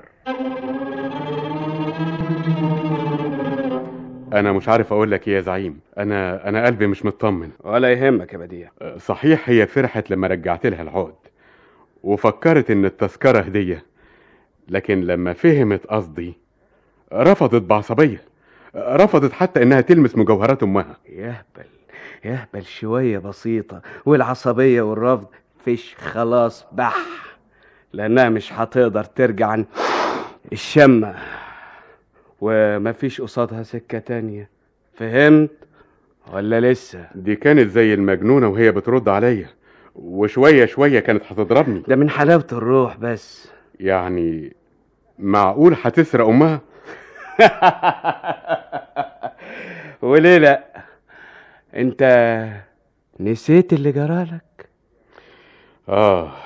الحقيقة انا جرالي حاجات كتير، بس برضو مش فاهم قصدك. ايه مش فاكر انك ضيعت اخر مليم من الثروة اللي ورثتها علشان مش قادر تستغنى عن الشم؟ فاكر وفاكر ان اتشردت وبيت كمان على الرصيف في عز ليالي البرد، وما لقيتش سكة تانية غير انك تجيني علشان تشتغل. ايوه فاكر. وصعب عليا حالك لما لقيتك واد جدع ويجي منك. ما انا برضو سكتي سالكة، لاني من عيلة واقدر بسهولة اخش حتت كتير، وكمان بعرف اداري وقت اللزوم. هي بقى زيك واضعف منك شوية، لكن امكانياتها بعد كده هتكون اكتر منك بكتير. اكتر من انا؟ بس انا خدمتك كتير برضو يا زعيم. اكبر خدمة انك جبت رجل البنت دي، وانا برضو هكافئك على كده. ده انا موضب لك حتة دين مفاجأة، بس صبرك. رد على التليفون يا بديع. الو، اهلا سميرة هانم. انا عاوز اقابلك حالا دلوقتي يا بديع. ايوه يا هانم، بس ما تنسيش انك اخر مرة شتمتيني، وده برضو ما كانش صح. من غير كتر كلام يا بديع، انا جايبه لك معايا الامانة. اذا كان كده بقى نتقابل. اتفضلي حط السماعة وهتلاقيني عندك. لما عمك يقول حاجة ابقى صدقه. يلا روح الحقها، احسن هي في حالة ممكن لو تأخرت عليها تتصرف بغباوة. وانا ايه اللي يخليني اتأخر عن الكنز اللي معاها؟ انا اسفة يا سليمان، بكرة هستلم القسم اللي بيشرف عليه الدكتور صفوت في المستشفى، ومش هنقدر نتقابل تاني. شكلك بيقول انك عايزة تنهي اللي بيننا يا نادية. ده امر مش بايدي وطريقنا مسدود. طب ندور على طريق غيره؟ لا يا سليمان، المسافة هتكبر بيننا مع الايام، لان احترام النفس شيء ما نقدرش نستغنى عنه. انا عن نفسي مش هرتبط باللي اختاروها لي، وانا مش هرتبط بحد تاني، وفي النهاية وعلى الحالتين يتحطم حبنا. تعاسة قلبين احسن من تعاسة اسرتين. نادية، انا مش متصور اننا نبعد عن بعض. يمكن نكون قريبين وكل واحد مننا في مكان، احسن ما نبقى متفرقين واحنا في مكان واحد. انت جيت يا بابا؟ ايوه يا روحي. امال ماما فين؟ فوق في اوضتها. طيب انا جيت بدري مخصوص عشان نقعد نتكلم لوحدنا في موضوع بديع اللي قلت لي عليه. قولي لي الاول، انت بتحبيه؟ لا يا بابا، انما هو من عيله كويسه، واذا يعني وافقت عليه انا ما عنديش مانع. ايوه هو صحيح من عيله، لكن بدت ثروته اللي ورثها، وبلغنا عنه كمان انه عايش حياه مريبه. انا ما اعرفش عنه حاجه يا بابا، انما واحده صاحبتي كلمتني عنه. اما بقى ان كنت بتحبيه فانا هزعل منك خالص. لا يا بابا، انما ايه؟ انا اسفه اللي خيبت املكم في تعليمي. تقومي تتجوزي الهلفوت ده؟ مستحيل. مساله تعليمك راحت لحالها، وانا اللي يهمني سعادتك، وكلها كام يوم وافاجئك بعريس عليه القيمه. ها قلت ايه؟ اللي تشوفه يا بابا. طيب روح لصبحه وقولي لها ان انا جيت عشان تجهز الغدا، وانا طالع نادي على ماما. ادخل. المستخدم الجديد جاي يقدم نفسه يا فندم. سليمان؟ مش معقول، عاوز تقول انك تعينت في المستشفى هنا؟ انا الحقيقه اتعينت في مستشفى تاني في الاول. وعرفت تيجي ازاي؟ تقدري تقولي اني سعيت وادعيت لربنا لغايه ما نقلت نفسي معاكي. امال فكرك اني هسلم بسهوله واسيبك تروحي مني؟ الظاهر انك مش فاهم يا سليمان. اتفضل اقعد عشان نتكلم. انا اللي ابتدي الكلام لو سمحتي. اولا دي مستشفى عام ملك للدولة، وانا مواطن شريف ودكتور بدرجة جيد جدا، ومن حقي اخدم الانسانية والرحمة في ممتلكات بلدي ومن غير اعتراض.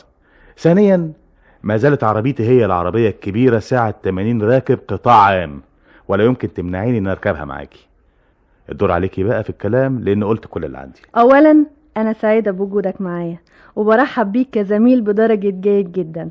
ثانيا نحن نأسف لعدم ركوب العربية ساعة 80 راكب لأن الضرورة حكمت استبدالها بعربية خاصة ممكن نركبها سوا، باعتبار الزمالة اللي بينا زمالة من الدرجة الأولى وصداقة مجردة. واللي بتضغطي على كلمة صداقة مجردة دي نادية، أنا ما بفكرش ارتبط بواحدة غيرك، لكن يظهر إنك أنت عندك حد تاني. عندي كرامتي يا سليمان. تحب تتجوز واحدة من غير كرامة؟ لا يا نادية، أنا بحترمك قد ما بحبك. احترامنا الشخصي جزء من احترام الأسرة يا سليمان. أنا بفرق بينهم يا نادية. حتى لو فرقنا بينهم ندوس على كرامتنا ولا على كرامتهم. لو كنت بتحبيني كنت كلمتيني عن الجواز مش عن الصداقة المجردة. الصداقة المجردة أفضل من الزواج الفاشل. رأيك ده مجرد نظرية، والنظريات ممكن بعد وقت تتغير. لما تتغير نظرة التعالي على الأسر الشريفة. أنا آسف يا نادية، أنا مش شريك في رأيهم. وأنا مش بلومك، لكن الصداقة المجردة هي الحل. على العموم شيء أحسن من لا شيء. عن إذنك يا نادية هقدم نفسي للدكتور صفوت واستلم عملي في المستشفى، وهنتقابل مرة تانية يا صديقتي. مع السلامة يا حبيبي. الو. ايوه يا بديع، بابا رفض اني اتجوزك. ورفض ليه بقى يا سعادة البيه؟ مين يا اختي؟ سمعتي زي الزفت. ما احنا في الهوا سوا يا ست هانم. والحل ايه؟ انا ما عنديش حل تاني، وكمان ما تفكريش انك بتهدديني لانك متهددة اكتر مني. وشوفي بقى سمعة العيلة تسوى عندك ايه يا ست هانم؟ تسوى كتير طبعا. عليكي نور. خيبة املك يا صبحة وملك بختك كمان. مالك يا خالة صبحة؟ الله، جرالك ايه يا صبحة؟ تعالي اقعدي ولما تهدي قولي مالك. الهانم مش لاقيه صيغتها، واللي ما تتسمى تهماني فيها وعايزه تجيب لي البوليس. ودورية هانم عملت ايه؟ قالت لها اخرسي قطع لسانك، ده احنا اللي مربيينها. بس برضه يا صبحة مالكيش حق تسيب الفيلا والهانم بتدافع عنها. انا بقى لا يمكن ارجع الفيلا دي تاني من وش سميرة، ولا هستنى بقى لما تجيب له مصيبه. امال هتعملي ايه؟ انا راجعه البلد اقعد مع عم شفيقه وابويا بسيوني، ولا اشوف لي متوه جنب تربه المرحوم امي. انت هتقعدي معانا يا خالة صبحة. ازاي يا نادي؟ يا بابا المستشفى والجامعة واخدين كل وقتي، وانا محتاجة ليها تساعدني في شغل البيت، ولما تهدى ويكونوا عاوزينها تاني يجوا يصلحوها من عندنا احسن. انا الفيلا دي بقى مش راجعاها مهما حصل، كفاية كده، ولا اخرة المتام واروح في حديد يعني. خلاص يا خالة صبحة، خليكي معانا على طول. عطوة مين ده اللي لما بصلي واتخض؟ اوعى يكون عطوة بصحي يا عم جابر. انت اللي مش واخده بالك من عطوة يا صبحة. ده صديق عمر المخلص، راجل ولا كل الرجاله، وساعة الجد يسخط الشخطة ولا عنتر في زمانه. والله صحيح يا حلاوة.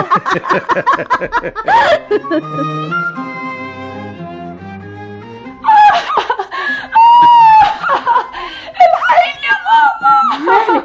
مالك يا سميرة؟ تعبانة يا ماما. مالك يا حبيبتي؟ ايه اللي جرالك يا ضنايا؟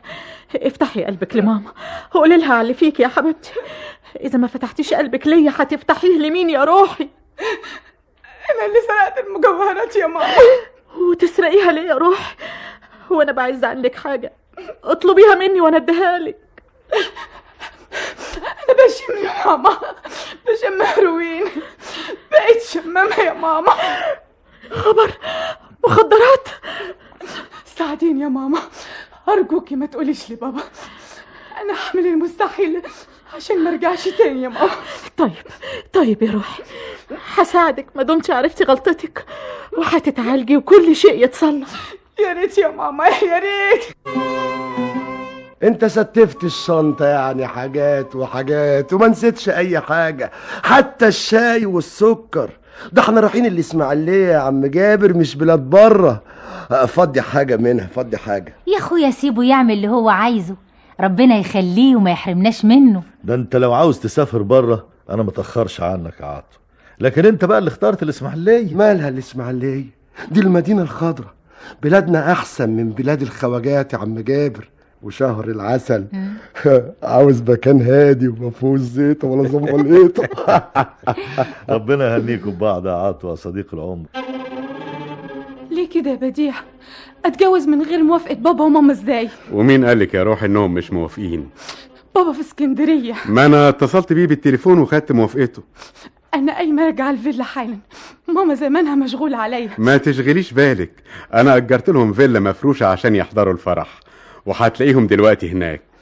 هم هيحضروا فرحي؟ طبعا، امال احنا نقدر نعمل الفرح من غيرهم؟ خليك انت مرتاحة، انا قايم اجيب لك تذكرة تانية يا روحي.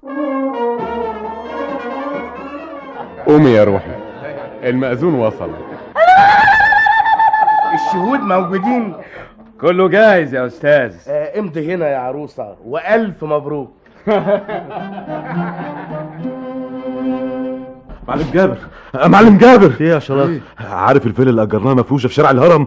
مالها يا شلاط؟ اتكلم.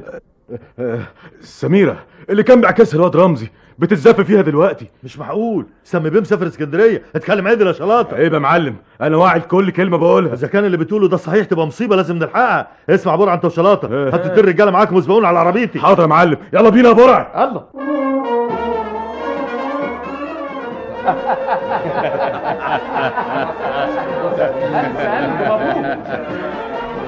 بصحة العروسة. بصحتك انت يا زعيم.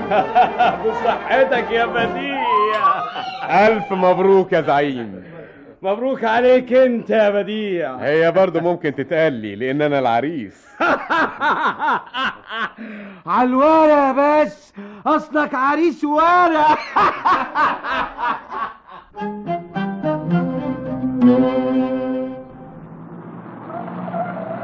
الله الله، انت كده كسرت اشارتين يا معلم. نلحق قبل ما يفوت الاوان. على مهلك يا معلم، احسن تعمل بيها حادثه ولا حاجه. الحمد لله جت سليمه. اللي خايف على عمره يهرب وينفض بعمره. مش انت لوحدك اللي معاه سلاح. سميره ابعدي عن الكلب اللي جنبك ده. ابعدي يا سميره احسن رصاص الكلب ده يجي فيكي. سميرة بنتي. تعال يا جابر.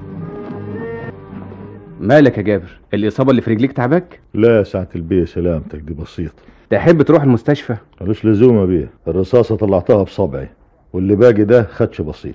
طب اقعد يا جابر عشان نكمل التحقيق. يا بيه ما انا قلت كل اللي عندي يا بيه. يا جابر انت ما قلتش حاجة تفيدك، وده مش من مصلحتك، لأن التهم المنسوبة ليك كبيرة. خطف سميرة مثلا. يا بيه انا ما خطفتش حد. والشروع في قتلها. ما قتلتش حد يا بيه. حيازة المخدرات اللي لقيناها بالفيلا لما فتشناها. ما اعرفش حاجة عن المخدرات دي، وكمان مش انا اللي ساكن في الفيلا دي. الفيلا دي تم تأجيرها عن طريقك باسم وهمي. انا اجرتها بعد ما اخدت كل البيانات القانونية يا بيه. كل البيانات القانونية وصور المستندات اللي لقيناها عندك مزورة وبأسماء مستعارة، وده معناه ان الفيلا وكر بتديره لحسابك الخاص. الكلام ده مش صحيح يا بيه. نفرض انه مش صحيح، تقدر تقول لنا مبرر وجودك بالفيلا ليلة الحادث وتبادلك اطلاق النار مع اخر قلت انه كان موجود هناك وما تعرفوش؟ المسدس بتاعي مرخص يا بيه. ده ما يديكش الحق في استعماله الا في حالات الدفاع عن النفس. انا كنت كمان بحاول امنع جريمة اللي كانت هتحصل يا بيه. يا جابر اتكلم عدل، حدد في كلامك اسم الراجل التاني اللي كان موجود وعلاقتك بيه، وايه الجريمة اللي كنت بتحاول انك تمنعها؟ سكت ليه؟ انا قلت كل اللي عندي يا بيه. امتناعك عن الكلام يا جابر ضد مصلحتك. عنديش كلام تاني اقوله يا بيه. اكتب: وقد انكر المتهم جملة ما نسب اليه وعجز عن تبرير سبب وجوده بمكان الحادث فامتنع عن الاجابة، والنيابة تأمر باستمرار حبسه على ذمة التحقيق واقفل المحضر. يا شويش رجع المتهم للسجن تاني. وقفت ليه يا جابر؟ عندك حاجة عاوز تضيفها للمحضر؟ طلب صغير يا بيه، اقدرش اعرف بس سميرة جرالها ايه؟ يمكن يكون من حسن حظك انها ما ماتتش وقدروا يسعفوها، لكن لسه التهم المنسوبة ليك كبيرة، يعني توصلك للمشنقة يا جابر، والاحسن تتكلم. الحمد لله الحمد لله سميرة بخير يا بيه، الحمد لله. ايوه يا سام، طمني. الحمد لله سميرة بقت كويسة وحالتها في تحسن مستمر. الحمد لله. الحمد لله. مش قلت لك نادية هتعمل المستحيل علشان تنقذ حياة سميرة؟ طب فهميني بس، ابوها كان ليه بيعمل كده؟ لغاية دلوقتي مش عارفين دوره ايه. لكن نادية نقلت من دمها لسميرة وما سابتهاش الا لما زال عنها الخطر. مهما كان انا مش هسيب سميرة تحت اشرافها، ولازم اكلم سعيد عشان يعمل ترتيبات نقلها للمستشفى الخصوصي عنده. دي بنتنا ولازم نخاف عليها. انا معاك في نقل سميرة عند سعيد، مش لاني خايفة عليها من نادية ابدا، لكن علشان يبدأ سعيد يعالجها من الادمان. عشان كده لازم اكلمه حالا في التليفون. ازيك يا بابا؟ الحمد لله. ازيك انت يا نادية؟ يعز عليا تعبك معايا يا بنت الناس. انا اللي عز عليا تعبك يا بابا، ووكلت الاستاذ رفعت الشريف المحامي يدافع عنك. اتفضل يا معلم جابر عشان نتكلم. الله يخرب بيتك يا بديع، ايه اللي جابك دلوقتي؟ مش هفتح لك لبعد ما نلم الحاجات دي في الشنطة الأول. هنعمل ايه يا سعيد؟ هنعمل ايه؟ دي كانت جوازة ما يعلم بيها الا ربنا، والظاهر اننا هنروح في داهية. ما تهدى يا واد يا بديع. كلها يومين نتدرب فيهم وكل حاجة تروح لحالها. تروح لحالها ازاي؟ دي بقى فيها جريمة قتل. هيروح فيها واحد تاني، يهمك منها ايه؟ انا يعني شايفك مطمن. طبعا. بس روح انت زي ما قلت لك ادرالك يومين. اذا كان على يومين كانت تبقى بسيطة، لكن انا شايفك مستف شنطة السفر وعلبة المجوهرات اهي مرمية فاضية، تبقى الحكاية مش حكاية يومين. انت عاوز تسيبنا اروح اونطة؟ معناته ايه الكلام ده يا بديع؟ معناها كل حاجة باينة، انت خدت كل حاجة وهتهرب بيها وهتسيبني انا نص يا معلم. اتكلم عادل يا بديع، انا عمك يا هلا. ايوه لكن الغنيمة مش كلها ليك يا عمي، انا برضو شقيت عليها، والشنطة دي انا مش هسيبها. هو عندك انا اسفة يا ماما اللي تعبتك انت وبابا. كفاية يا حبيبتي، ان الدرس كان صعب عليكي كمان. بكرة تخفي وتبقي حلوة، تبقي سميرة اللي انا عاوزاها، مش كده يا حبيبتي؟ حاضر يا ماما. ايوه يا علاء، عملتم ايه؟ هاجمنا وكر الاثار يا فندم، ما لقيناش فيه غير جثة بديع الارناؤوطي.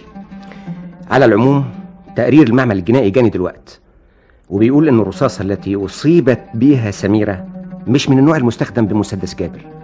يبقى المؤكد ان زعيم العصابة هو اللي اصابها وتخلص من بديع بعد كده، وانا عارف الخطوة التانية ايه. تعال بينا نلحقه. انا جيت مرة تانية عشان اقابل بابا، وارجوك تسمح لي اني اشوفه على انفراد. ابوكي كان اصيب في رجليه اصابة بسيطة وتعالج منها وقتها، لكن الجرح لسبب او لاخر حدث فيه تلوث، وكان بيموه علينا علشان ما نعرفش، وخايفين يكون دمه اتسمم لان حالته متأخرة جدا، وتقدري تشوفيه حالا، واحنا من جهتنا طلبنا له الاسعاف. شد حيلك يا بابا. انت لسه بتتعبي نفسك معايا يا نادية. انا مستاهلش تعبك ده. تقولش كده يا بابا. على العموم شوية وترتاحي، وارتاح انا كمان. خلاص انا دفعت الثمن يا رب. بابا انا واثقة من براءتك يا بابا، بس ارجوك تقول سبب وجودك ايه في الفيلا. كنت بدافع عن عرضي. سميرة تبقى بنتي انا. ازاي يعني؟ سميرة اختي وسامي بيه اتبناها؟ لا سميرة مش اختي، وانا انا بس ابوكي اللي رباكي. ايه يعني ايه؟ ابويا الحقيقي مين؟ بابا ابويا الحقيقي مين؟ ارجوك اتكلم. انتي. انا ابوكي اللي رباك يا نادية. يعني ايه يا بابا؟ ابويا الحقيقي مين؟ اتكلم ارجوك.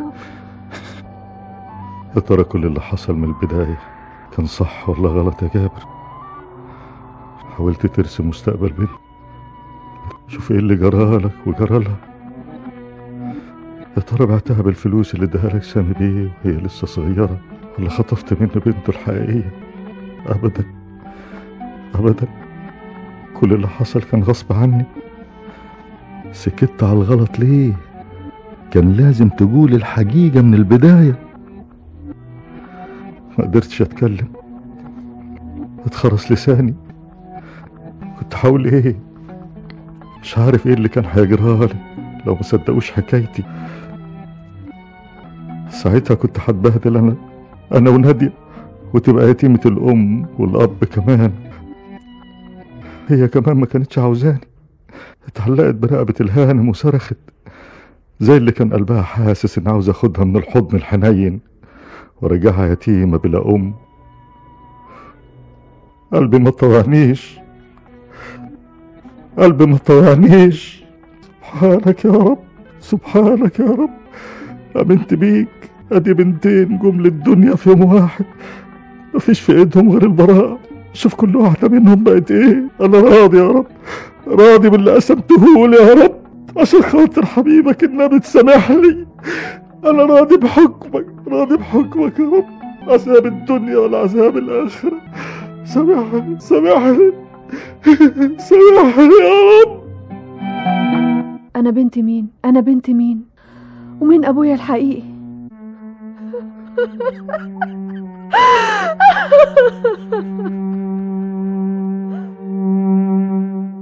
دكتورة نادية جاية على هنا. اهلا يا دكتورة، البقية في حياتك. شد حيلك يا ست هانم. شد على الله. انا جاية اراجع المستندات اللي عند بابا وكل الاوراق اللي تخصه. عم عطوة هو اللي عارف طريق كل حاجة. انا بعت جواب لعم عطوة وقلت له يحضر حالا. شد حيلك يا نادية، انت صاحبة قلب كبير، ما تستسلميش للاحزان. والحمد لله المرحوم عم جابر ظهر براءته. براءته انا متأكدة منها من الاول، لكنه راح وساب لي هم كبير يا سليمان. مش دي شجاعة القلب اللي اعرفها عنك يا نادية. خلي بالك من نفسك عشان تقدري تقومي بواجباتك كدكتور. يلا بقى نمر سوا على العيانين. انا مريت عليهم دلوقتي وعاوزة انفرد بنفسي شوية لان جسمي تعبان وفكري كمان. لا لا يا نادية يا حبيبي، ارجوكي تختصري فترة احزانك لاني مصر ارتبط بيكي. اقعدي يا نادية. انا كلمت سعيد دلوقتي، ومن ضمن الحاجات اللي عرفتها منه ان عمك جابر طلع بريء من كل التهم اللي كانت منسوبة ليه، والبوليس قبض على المجرم الحقيقي. دي حاجة عرفتها قبل ما يموت بابا، لكن ليه بتقولي عليه عمي؟ بلاش عمك، هو ابوكي اللي رباكي، لانك في الغالب بنت سامي ودرية. اسمع سامي، جابر الله يرحمه كان قال لنادية قبل ما يموت انها مش بنته، ايه؟ وان بنته الحقيقية هي سميرة. طبعا يا جماعة ده كلام واحد رايح يقابل ربنا. ايه معنى الكلام ده يعني؟ طول بالك يا سامي، اسمع الكلام للنهاية عشان تفهم معناه. احنا من ناحيتنا سعينا لمعرفة الحقيقة اعتمادا على قواعد علم الوراثة. هاتي دراعك اشوفه يا نادية. اتفضلي اتفضلي يا دوريا هاني. لا مش دراعك ده، انا عاوزة دراعك التاني. اتفضلي قربي لو سمحتي. اهو. هيا يا سامي هيا. لا الحق يا سعيد، دورية اغمى عليها. ما تخافش انا سنداها. طيب هاتها هنا يا بنتي وخليك كمان جنبها. بنتي حبيبتي، بنتي بنتي.